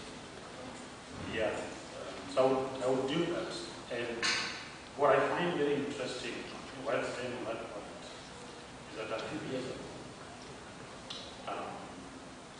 people from Botswana came to Kabetemombe, where we had vaccine trend. And we trained a number of students from Botswana in meat industry, how to make it profitable commercially. And today Botswana is leading in meat exports. And I think there have been attempts for Kenyans to go and benchmark in Botswana, and yet we train them yet. We actually train them and send our experts to go and establish it. So the problem is not because we do not know what to do. We have a lot of researchers in here in our institutions of higher learning because we offer this capacity building to a number of countries. So that is possible. So that was just an evaluation to concur and actually do a talk about that point. The other one is what I already said, having a national approach to innovation, making education a national infrastructure, the best as possible. So that, and that is not a subsidy, right? Because maybe the global scale will not get treated as subsidies from the government directly. Yeah, but that's a way government can support us. Jumping the legalese of subsidies, if it are certain markets. So that's something the government is going to do differently and not to subsidies. And it is a huge investment that will change the landscape. Yeah. So, and that would ensure that the 25% of import bills that we take out foreign currency, 25% of import bills being serial-based imports, will drastically reduce that. The second thing, of course, to complement government labs and credit, I would have credit private sector labs to be able to take toxin testing and surveillance, because this again will enhance safety, because markets are very sensitive to food safety, of course, be able to competitiveness around mailers. And the last point is basically drawing from what we saw in the 90s. How cooperatives were support structures for farmers and helping them to find markets. So, because we have millions of smallholder farmers, they are moving on their own individual capacity are not able to, get to certain markets. So cooperatives are helping the life of cooperatives in a way. Thanks. Very, very interesting points you've raised and very practical stuff. The smart cities, I think, Tule will tell you, is one of the ASDGs. I was already speaking the talk. Tule, I give you a couple of minutes to be Madam President. Tule, hopefully soon. I wouldn't dare. So, and then we'll take questions after this. So just prepare your questions, please, and we'll go around the room. Thanks, Kamal. I think some of my panelists have already highlighted what I would do. Already sitting in a policy office, one of the, and I think it's quite unpopular in the ministry and some partners, is to stop developing more policies and start implementing what we currently have. We have a lot of amazing strategies. If you look at ASDGs, it's a 194-page document that gives a lot of detail on how we can actually implement some transformative and growth-driven programs or projects that are already established in our policies. Right? So one of the first things I would do is create no more policies and implementation. But certainly another area is, although this is now a policy reaction, to be honest. When we started AfriCities, one of the challenges that was brought up was about how to make sure you have sustainable food and availability, which is affordable, accessible, and available in urban areas. Kenya is increasingly urbanizing, and how do we stem, we won't say stop, but stem land use changes towards urbanization, but increase the availability or maintain the availability of agricultural productive land, right? But also look at the smart cities element, looking at urban agriculture, vertical farms, leveraging more innovation. I know Amran probably has something in hydroponics, and the way we talk about also making agriculture sexy, bringing in those types of innovations and making them more available and making those things more affordable for youth, for example, who don't have access to large tracts of land. And also incentivizing farmers who already own land to continue it as an agricultural productive land. I think for me, I'll keep it short and sweet, Ramon. Thanks. Yeah, to be honest, you raised some excellent points. land use control, our architect there, I think was part of the committee that was talking about land use, and I think you're right. Well, you go around the village market, that was all coffee and tea at one point, now it's all extremely expensive commercial properties, and that's happened all over the country. Big are coming in. Everybody, sold property and made big, nice housing estates. Innovation technology, we can't argue with that. We're now building a innovation technology center at our university as well. Because I see there's a big gap in academia with new stuff. So I think there's a little bit of work being done, and you came on a launch, if you remember, around those that time. And incentivize youth, which is probably the biggest missing element in all this. So I think we've covered a lot of stuff here. I'm actually glad that we've got a mixture of people and mixture of thinking. I'll open it up for any questions. We have got probably the smartest guy in the private sector sitting in front of you right now.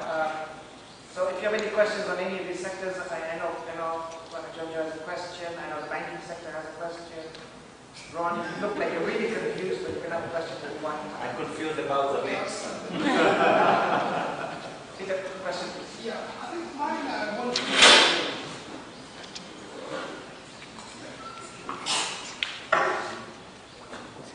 So we'll take a couple of questions and then we'll ask each person.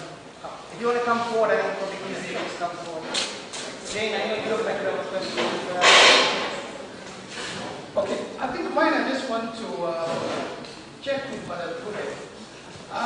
We haven't heard much about food security, food safety.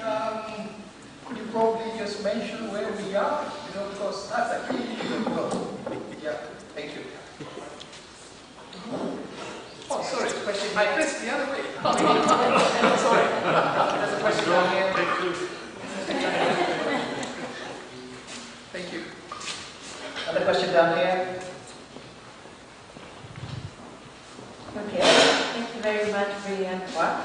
My question is on the upcoming global policy dialogues. We have the World Trade Organization in Imperial in June, and we have the COP in December.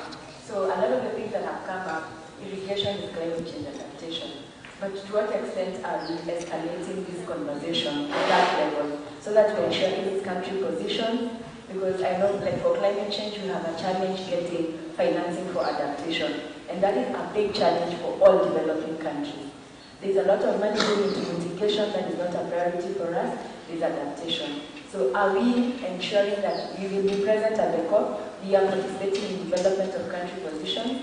Then for WTO, we have investment facilitation. There's a new agreement coming into place. Negotiations are advanced on investment facilitation. We're talking about sustainable investment. So how does this impact on our smallholder farmers? When we assent to this agreement, then it means as a state party, then we are by extension requiring our smallholders. How will that affect competitiveness, cost of doing business, and ensuring that even as negotiations happen, it is in favor of the smallholder farmers? Thank you. That was directly to a specific person, was that question? I'd like to hear that response from Victor. Right. We have one on food security, one on climate. Question in the back here, there's two questions here. Chairman, mine is not a question, but just an additional point to contribute to the discussion.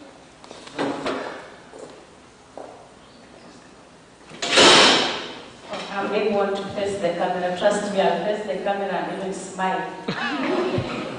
Is this better? Just introduce yourself as well. Okay, good afternoon. My name is Violet Nyando. I work with Cereal Growers Association. I just want to pick and echo the point that Dave mentioned around having government-sponsored export incentives. So what I want to say is this: as much as we're talking about sustainable development, I think another area where we need government to really support is the area around soil health management. And I think in the morning when we were having presentations, one of the things that was mentioned is that we are adding a lot of fertilizer in the soil, but if you look at the outcome of that, cannot be equivalent to the amount of fertilizer that we have added in the soil. Now, soil sampling and testing is a very expensive affair, especially when you look at it from the point of smallholder farmers. So, Madam Fule, I know you can see my beautiful back. One of the areas to really support the ASTGS, we need to make soil sampling and testing a government affair, and this should be coupled with awareness creations.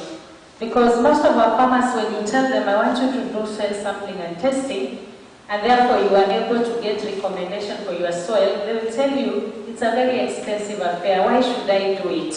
So if we couple that one with awareness creation, then we are going to have my chairman here at Elgon making blends that will be very suitable for specific agroecological zones in this particular country and any other input supplier who works with us. Now, I come from the cereal sector where we do not have new seed varieties for wheat, and for maize we still have varieties, but wheat is a big problem. So we have large-scale farmers who really want to go into high production when it comes to wheat, but then they are hampered with the unavailability of new varieties of wheat. They will tell you they've been growing Joro, the Joro 1, Joro 2 since the 80s, and that is the variety that they're still working on. And it's no longer producing high yields as it used to do. So that is also another area we wish to contribute towards making sure that our supply chain is competitive end-to-end from production all the way to the table. Thank you so much. Thank you very much indeed, Violet. Very valid points you raised there. Maybe we just answer those few questions and then with your permission I can ask a few questions as well. So maybe actually just start off with food security. Yes. Two questions actually. We talked about food security and food safety, but I think I'll answer even the issue of soil health. So, Bimal, we will actually be a part of it. We've asked ASNET as part of our public participation. We're in the stages of finalizing the fertilizer policy, which includes a national liming strategy. I think it's critical because almost all Kenyan soils are acidic, as you know. So we do need to get back to the baseline, but also encourage more sustainable food production processes, moving towards biofertilizers, and making more available biomass and encouraging conservation agriculture, to be honest. That is part of the adaptation discussion that I think we need to highlight, so I'll just play with that one. On the food safety, we've also developed a policy that is also has finished through public participation and has, we're going to be responding to issues of food labeling, for example, food handling, the requirements for us to manage aflatoxin, especially when we're feeding to our dairy animals, so that aflatoxin doesn't end up in your milk, for example, or mitigating it. And so we'll encourage it, and we'll make sure that the document is made available to your members, and we would like to hear from you through memorandum. Of course, remember this is still government, we have to have official comms, to ensure that we have everyone's voice put on.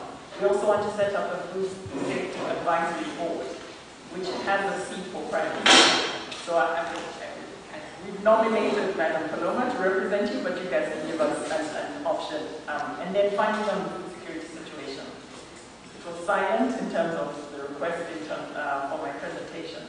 But I noticed that in Victor's last slide, there was some requests of government, which we have already done. We have gazetted millers, livestock millers, to import 2 million bags of yellow maize. I think we've had a challenge in terms of that uptake. There's a discussion more on it being non-GMO versus GMO, but that's a separate conversation.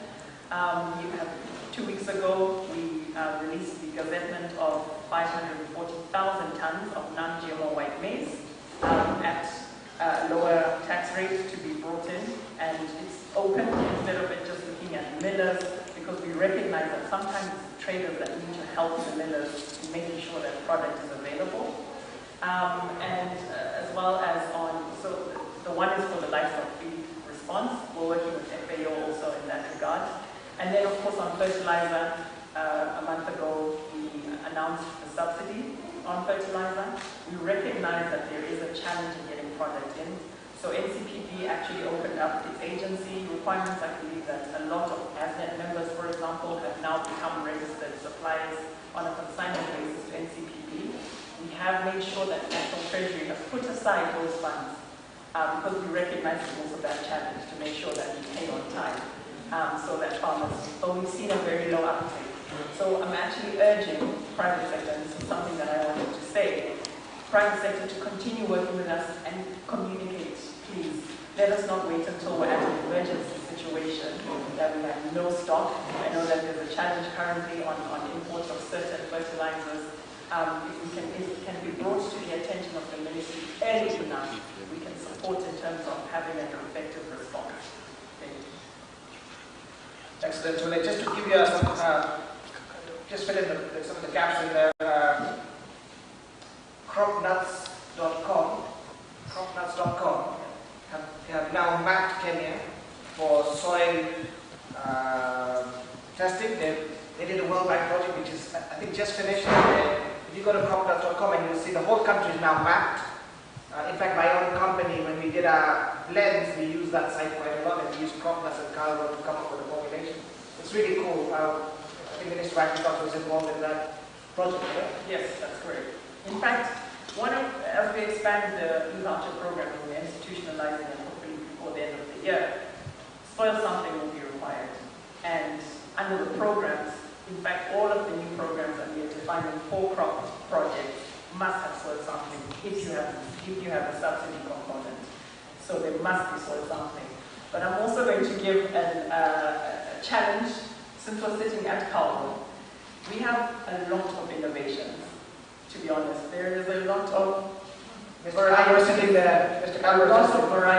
been developed, right? And a lot of breeds have been developed. We went actually to Bachuma and saw the most amazing crossbreed of a very hardy animal that would be great for both beef and for dairy. We need to work towards commercializing these innovations more effectively. I think I recently heard from one of our stakeholders, I'm sorry to put you on the spot, Carl, that our banana culture that is prolific, drought resistant, and has the most amazing characteristics. There is a similar cutting available in India. This person's ability to bring it from India is half the cost of what it costs from Kauri. So we need to look at how we are making sure that we make available our innovations at a more cost-effective price, even if it's just cost recovery. You know, that's not our mandate to make money. Our mandate is to make sure these innovations are available. I'm sorry, I just felt it's important that we make these available to our farmers and work with the private sector to multiply them. But for sure, one thing's for sure, I know we're private sector sitting in front of it. I think since you've come and since AG office has been set up, I think the communication between us and government has been extremely good. And a lot of stuff that we get stuck with, we know you and all the BSs have been quite open to listen to us and get them solved. So for that we appreciate it, to be honest. Since you've come and CSMONI has come, and much greater collaboration between you and us, and we get a lot of things done. I want to ask Victor to answer. In the meantime, I do want to Shai to start preparing his thinking about the 35% CET and how that's going to help us protect agriculture. I know Kevin Desai is in Arusha today defending our position. What confuses me is agriculture is the backbone, but we get very little protection from external stuff. We've had this discussion recently with CMA and CGA about imports of meat, but I think we need to find a way of protecting agriculture somehow against imports, but at the same time, obviously, protect our manufacturers from getting the right quality. So maybe you may have thought of that, particularly since it is a hot subject. Thanks a lot.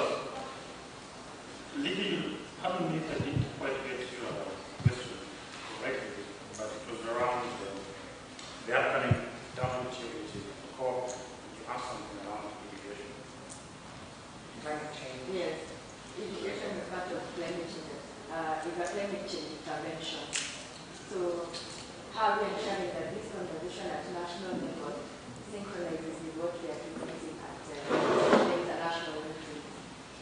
Thanks. I think we have focused on the national economic contribution to live and initiate competition.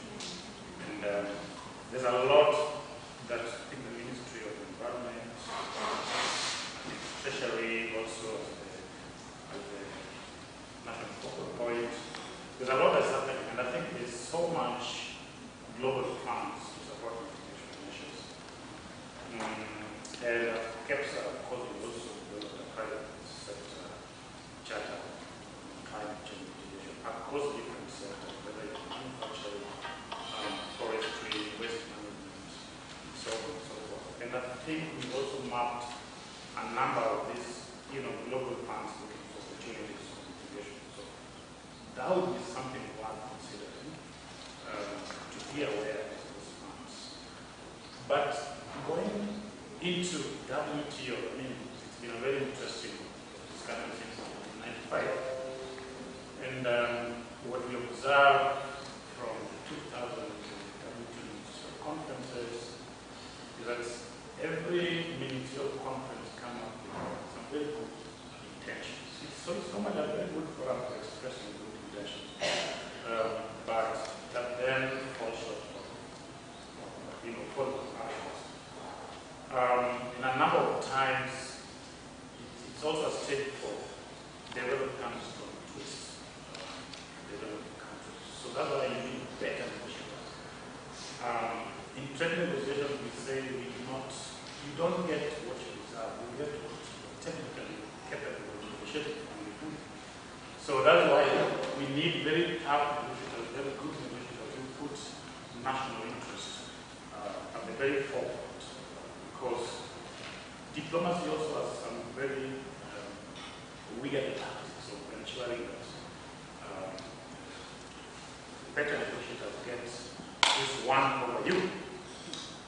Famously, and that affected agriculture in one of the East African countries, where a call was made from Brussels to the president of this East African country that here we are with some of the negotiators.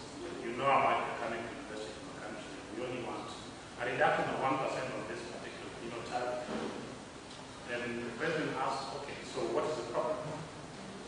Please just call them and tell them what to be too tough because we are huge investors in our country.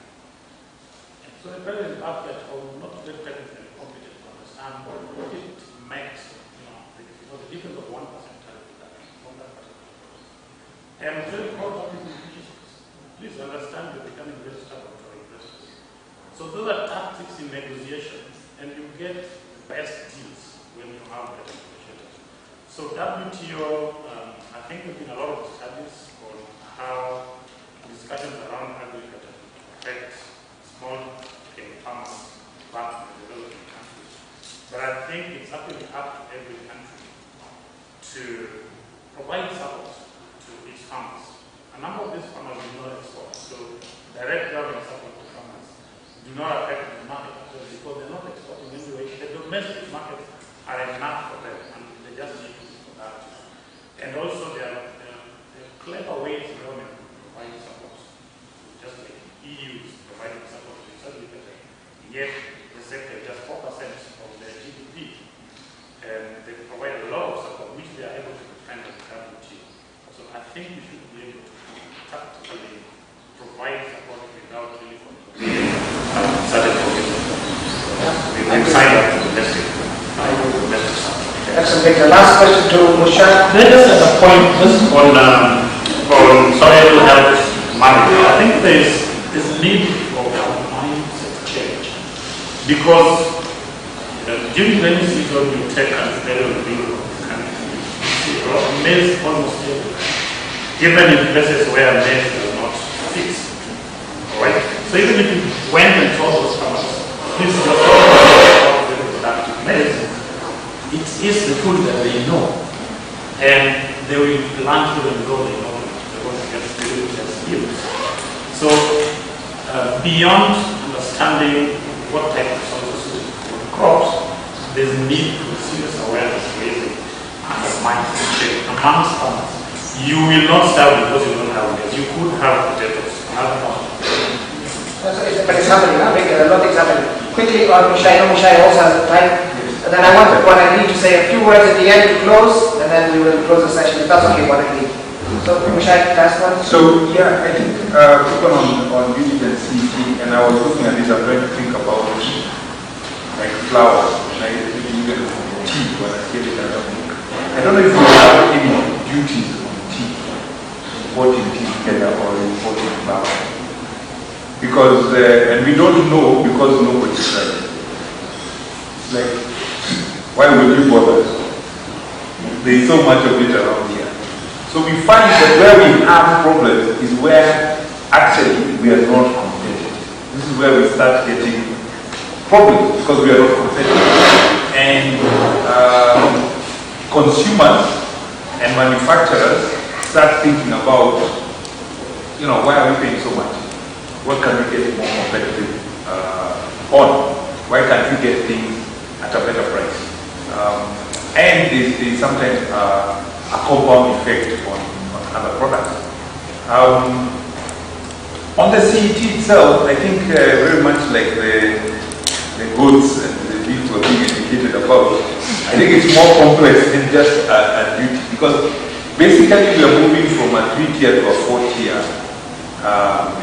In fact, we're moving from a 4-tier to a 5-tier CET process, because the common external tariff, we agree on duty outside. So what we have is 0% for raw materials, and it's kind of general, it doesn't apply to everybody. The general principle, 0% raw materials, 10% on intermediate goods. Intermediate goods are things that are used as raw materials in manufacturing for some things, but can also be manufactured. So it will include something like, say, timber, because it was wood, it became timber. So timber has some manufacturing in it, but it's an intermediate good. So you say along those lines, it's 10%. Then the top one, finished goods, would be 25%. That's what would be the final one. But there was always another one called, which we call sensitive items. They are called sensitive items. And the duty for those ranges from, 30, 40, even 100%. That's what we're talking about maize, for instance. That's the actual duty around. It's pretty high. So those ones are out of that duty band. So what we propose is 35%. Which is moving some of the finished goods. The finished goods that are considered available in Kenya. The characteristics are they are available in East Africa, not just Kenya. They are available in East Africa, and we can develop the supply chains that help build growth. So, in fact, some of them are useful for agriculture, like say shoes. I know the textiles and apparel and shoes are among those which are being considered for 35%. Because what happens is now that we can actually grow a leather industry, we need some protection, and then have that finished product. So the 35% is on the finished product that are considered available within the East African region. So it's not just available in Kenya, it's within the East African region. And we are trying to build supply chain. We're trying to integrate, going a little bit further. It's worth noting that actually a lot of the 35, the other big problem we've been trying to solve is something they call their stays of execution and what's the other one called? Their stays. So every time when they go to the Arusha, like you're saying, there is a negotiation at that table where guys are like, these items in Uganda, we would like to, although the CET says this, we would like a higher duty on it. Because exemption, that's it. The exemption is the same of application. So what we're trying to do is say, let's remove all these items that are exemptions and stays of execution, which is basically saying let's suspend this duty for a year or two. Can we put them in this 35 so that we don't have it? Because what happens with those exemptions and stays, they distort the East African market. Because you find Uganda has a stay on one particular item, but Kenya doesn't. So suddenly that Ugandan market is locked out to Kenyan manufacturers or Tanzanian manufacturers, etc. So it's about trying to level the playing field. So the key thing to remember is that the 35%, it actually applies to, if I'm not wrong, it was something about 300 tariff lines. Out of 5,000, there are about 5,000 tariff lines. So there are about 300 of them that have been proposed for this 35%, not for everything else. And we do hope it will help actually spur the supply chain, the backward integration, because you find that sometimes without sufficient duty you can't buy especially now at the intermediate level, it cannot be locally produced at a good enough price to compete with the imported. That's the general idea around it. And now I do need to. Yeah, and we will finish actually. So thank you very much indeed, everybody. We really appreciate all the panelists. If we can give a round of applause for our panelists. That was excellent discussion. Well done, everybody. I think these panel discussions are really where the heart of the subject comes out. So 5 minutes, 4 to 5, when we finish this by 5 o'clock. I really want to request Architect Ikaruri to say a few words.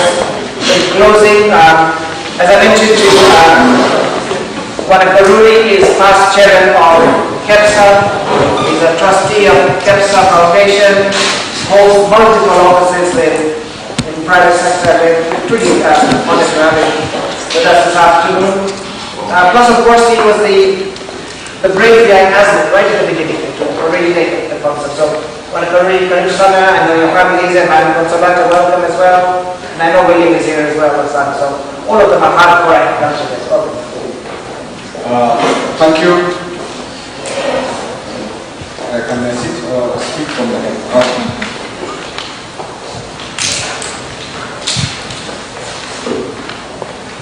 Thank you, Dr.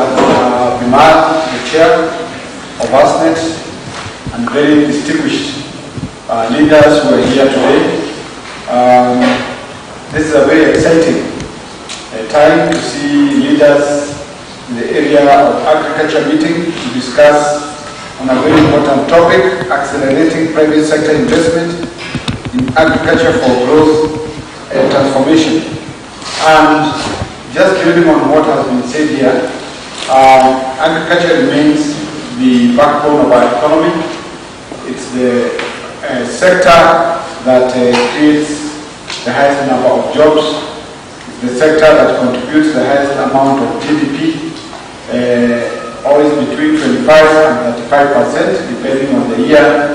And therefore, the importance of this sector cannot be underestimated. And therefore, even going forward, investment in agriculture, agribusiness, is what will be able to solve a lot of the challenges of unemployment, the challenges of wealth creation, and ensuring that Kenya prospers. So we are very happy to be associated with the ASNET, and they also are among the founders, as you have heard from Dr. Bimar. I'll just add 2 more points. Is that apart from the importance of agriculture, some of the areas that we see, and already mentioned here, is captured in the ASTGS.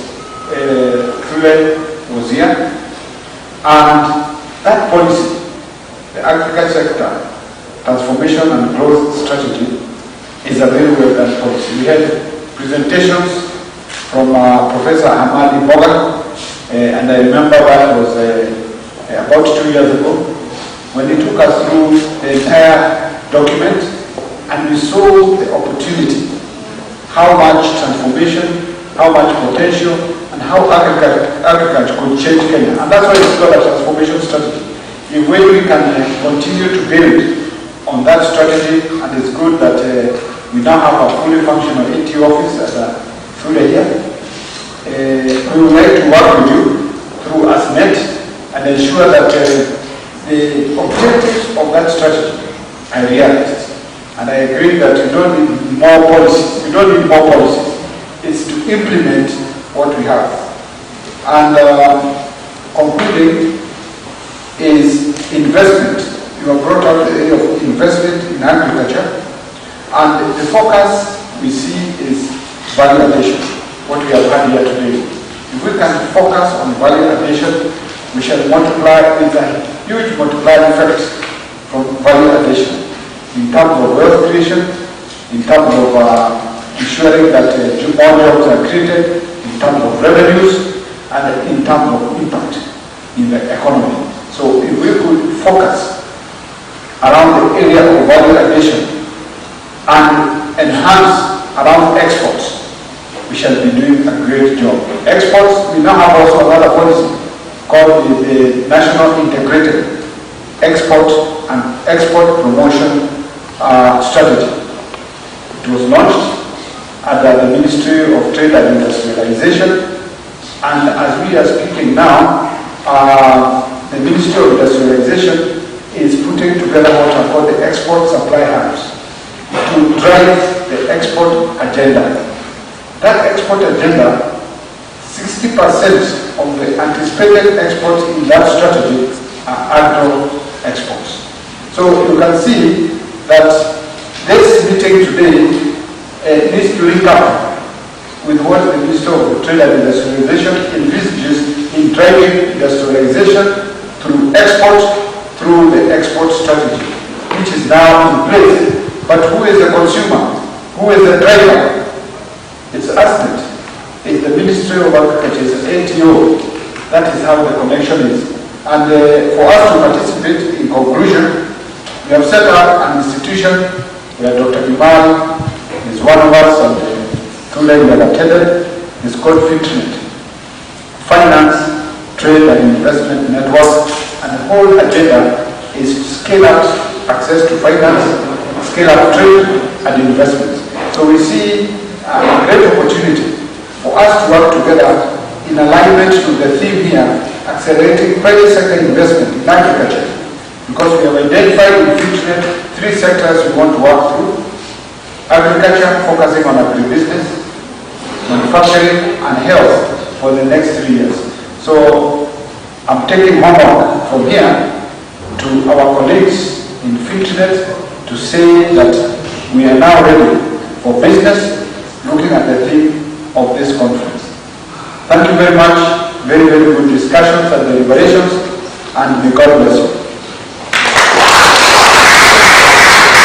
Thank you very much, Architect Karuri. We appreciate your guidance and support, whenever I have issues, and first person I call is the Evangelist Council. Thank you for having me. Ladies and gentlemen, we now close this today's program. Thank you very much, all of you. Thank you. Maybe I don't even need to climb up there, but just to thank you because of patience. Thank you because of all the panelists that have been able to run us through the program for today. You realize that you've not been able to cover the entire program for today. So tomorrow we are going to start a little bit early. Let's try to be here by 8:30 so that we can cover these very, very interesting topics. We have very good topics tomorrow. And thank you, Chair of the Trustees, Architect Karuri. Thank you because of that. I think I was going to mention here that the ATO, Tule and I are actually co-chairs in the implementation of the Country Agribusiness and Partnership Framework, which is the cardinal tool for agriculture transformation, and we are also working jointly. We have very, very good relationships with the ATO, and I'm really happy about that we can actually be able to work together. We are also expecting FITNET here tomorrow. Dr. Ndemu shall be here. He's going to be a panelist talking about financing options in the agriculture sector.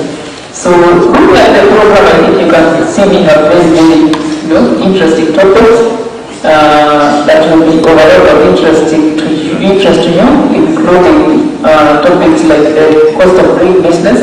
I think it is important to mention that we also need very good relations, very strong relations, and ASNET has become a member of the Intergovernmental Forum by virtue of us representing the private sector, and we are also going to expect some presentation from the Intergovernmental Forum, which is very important because we need to link what we are doing with the county. So we are going to stop there. We have tea prepared for us, and we can have our tea as we get out. So I want you to wish you a very good evening and let's meet tomorrow, but make sure that you take your tea before you go.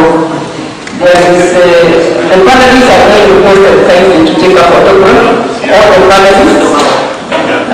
Can you meet outside there and take a photograph? Okay? Okay, kindly come to the table and take a photograph. I think it's really nice for everyone. Good memories. These moments are very rare. So just like that.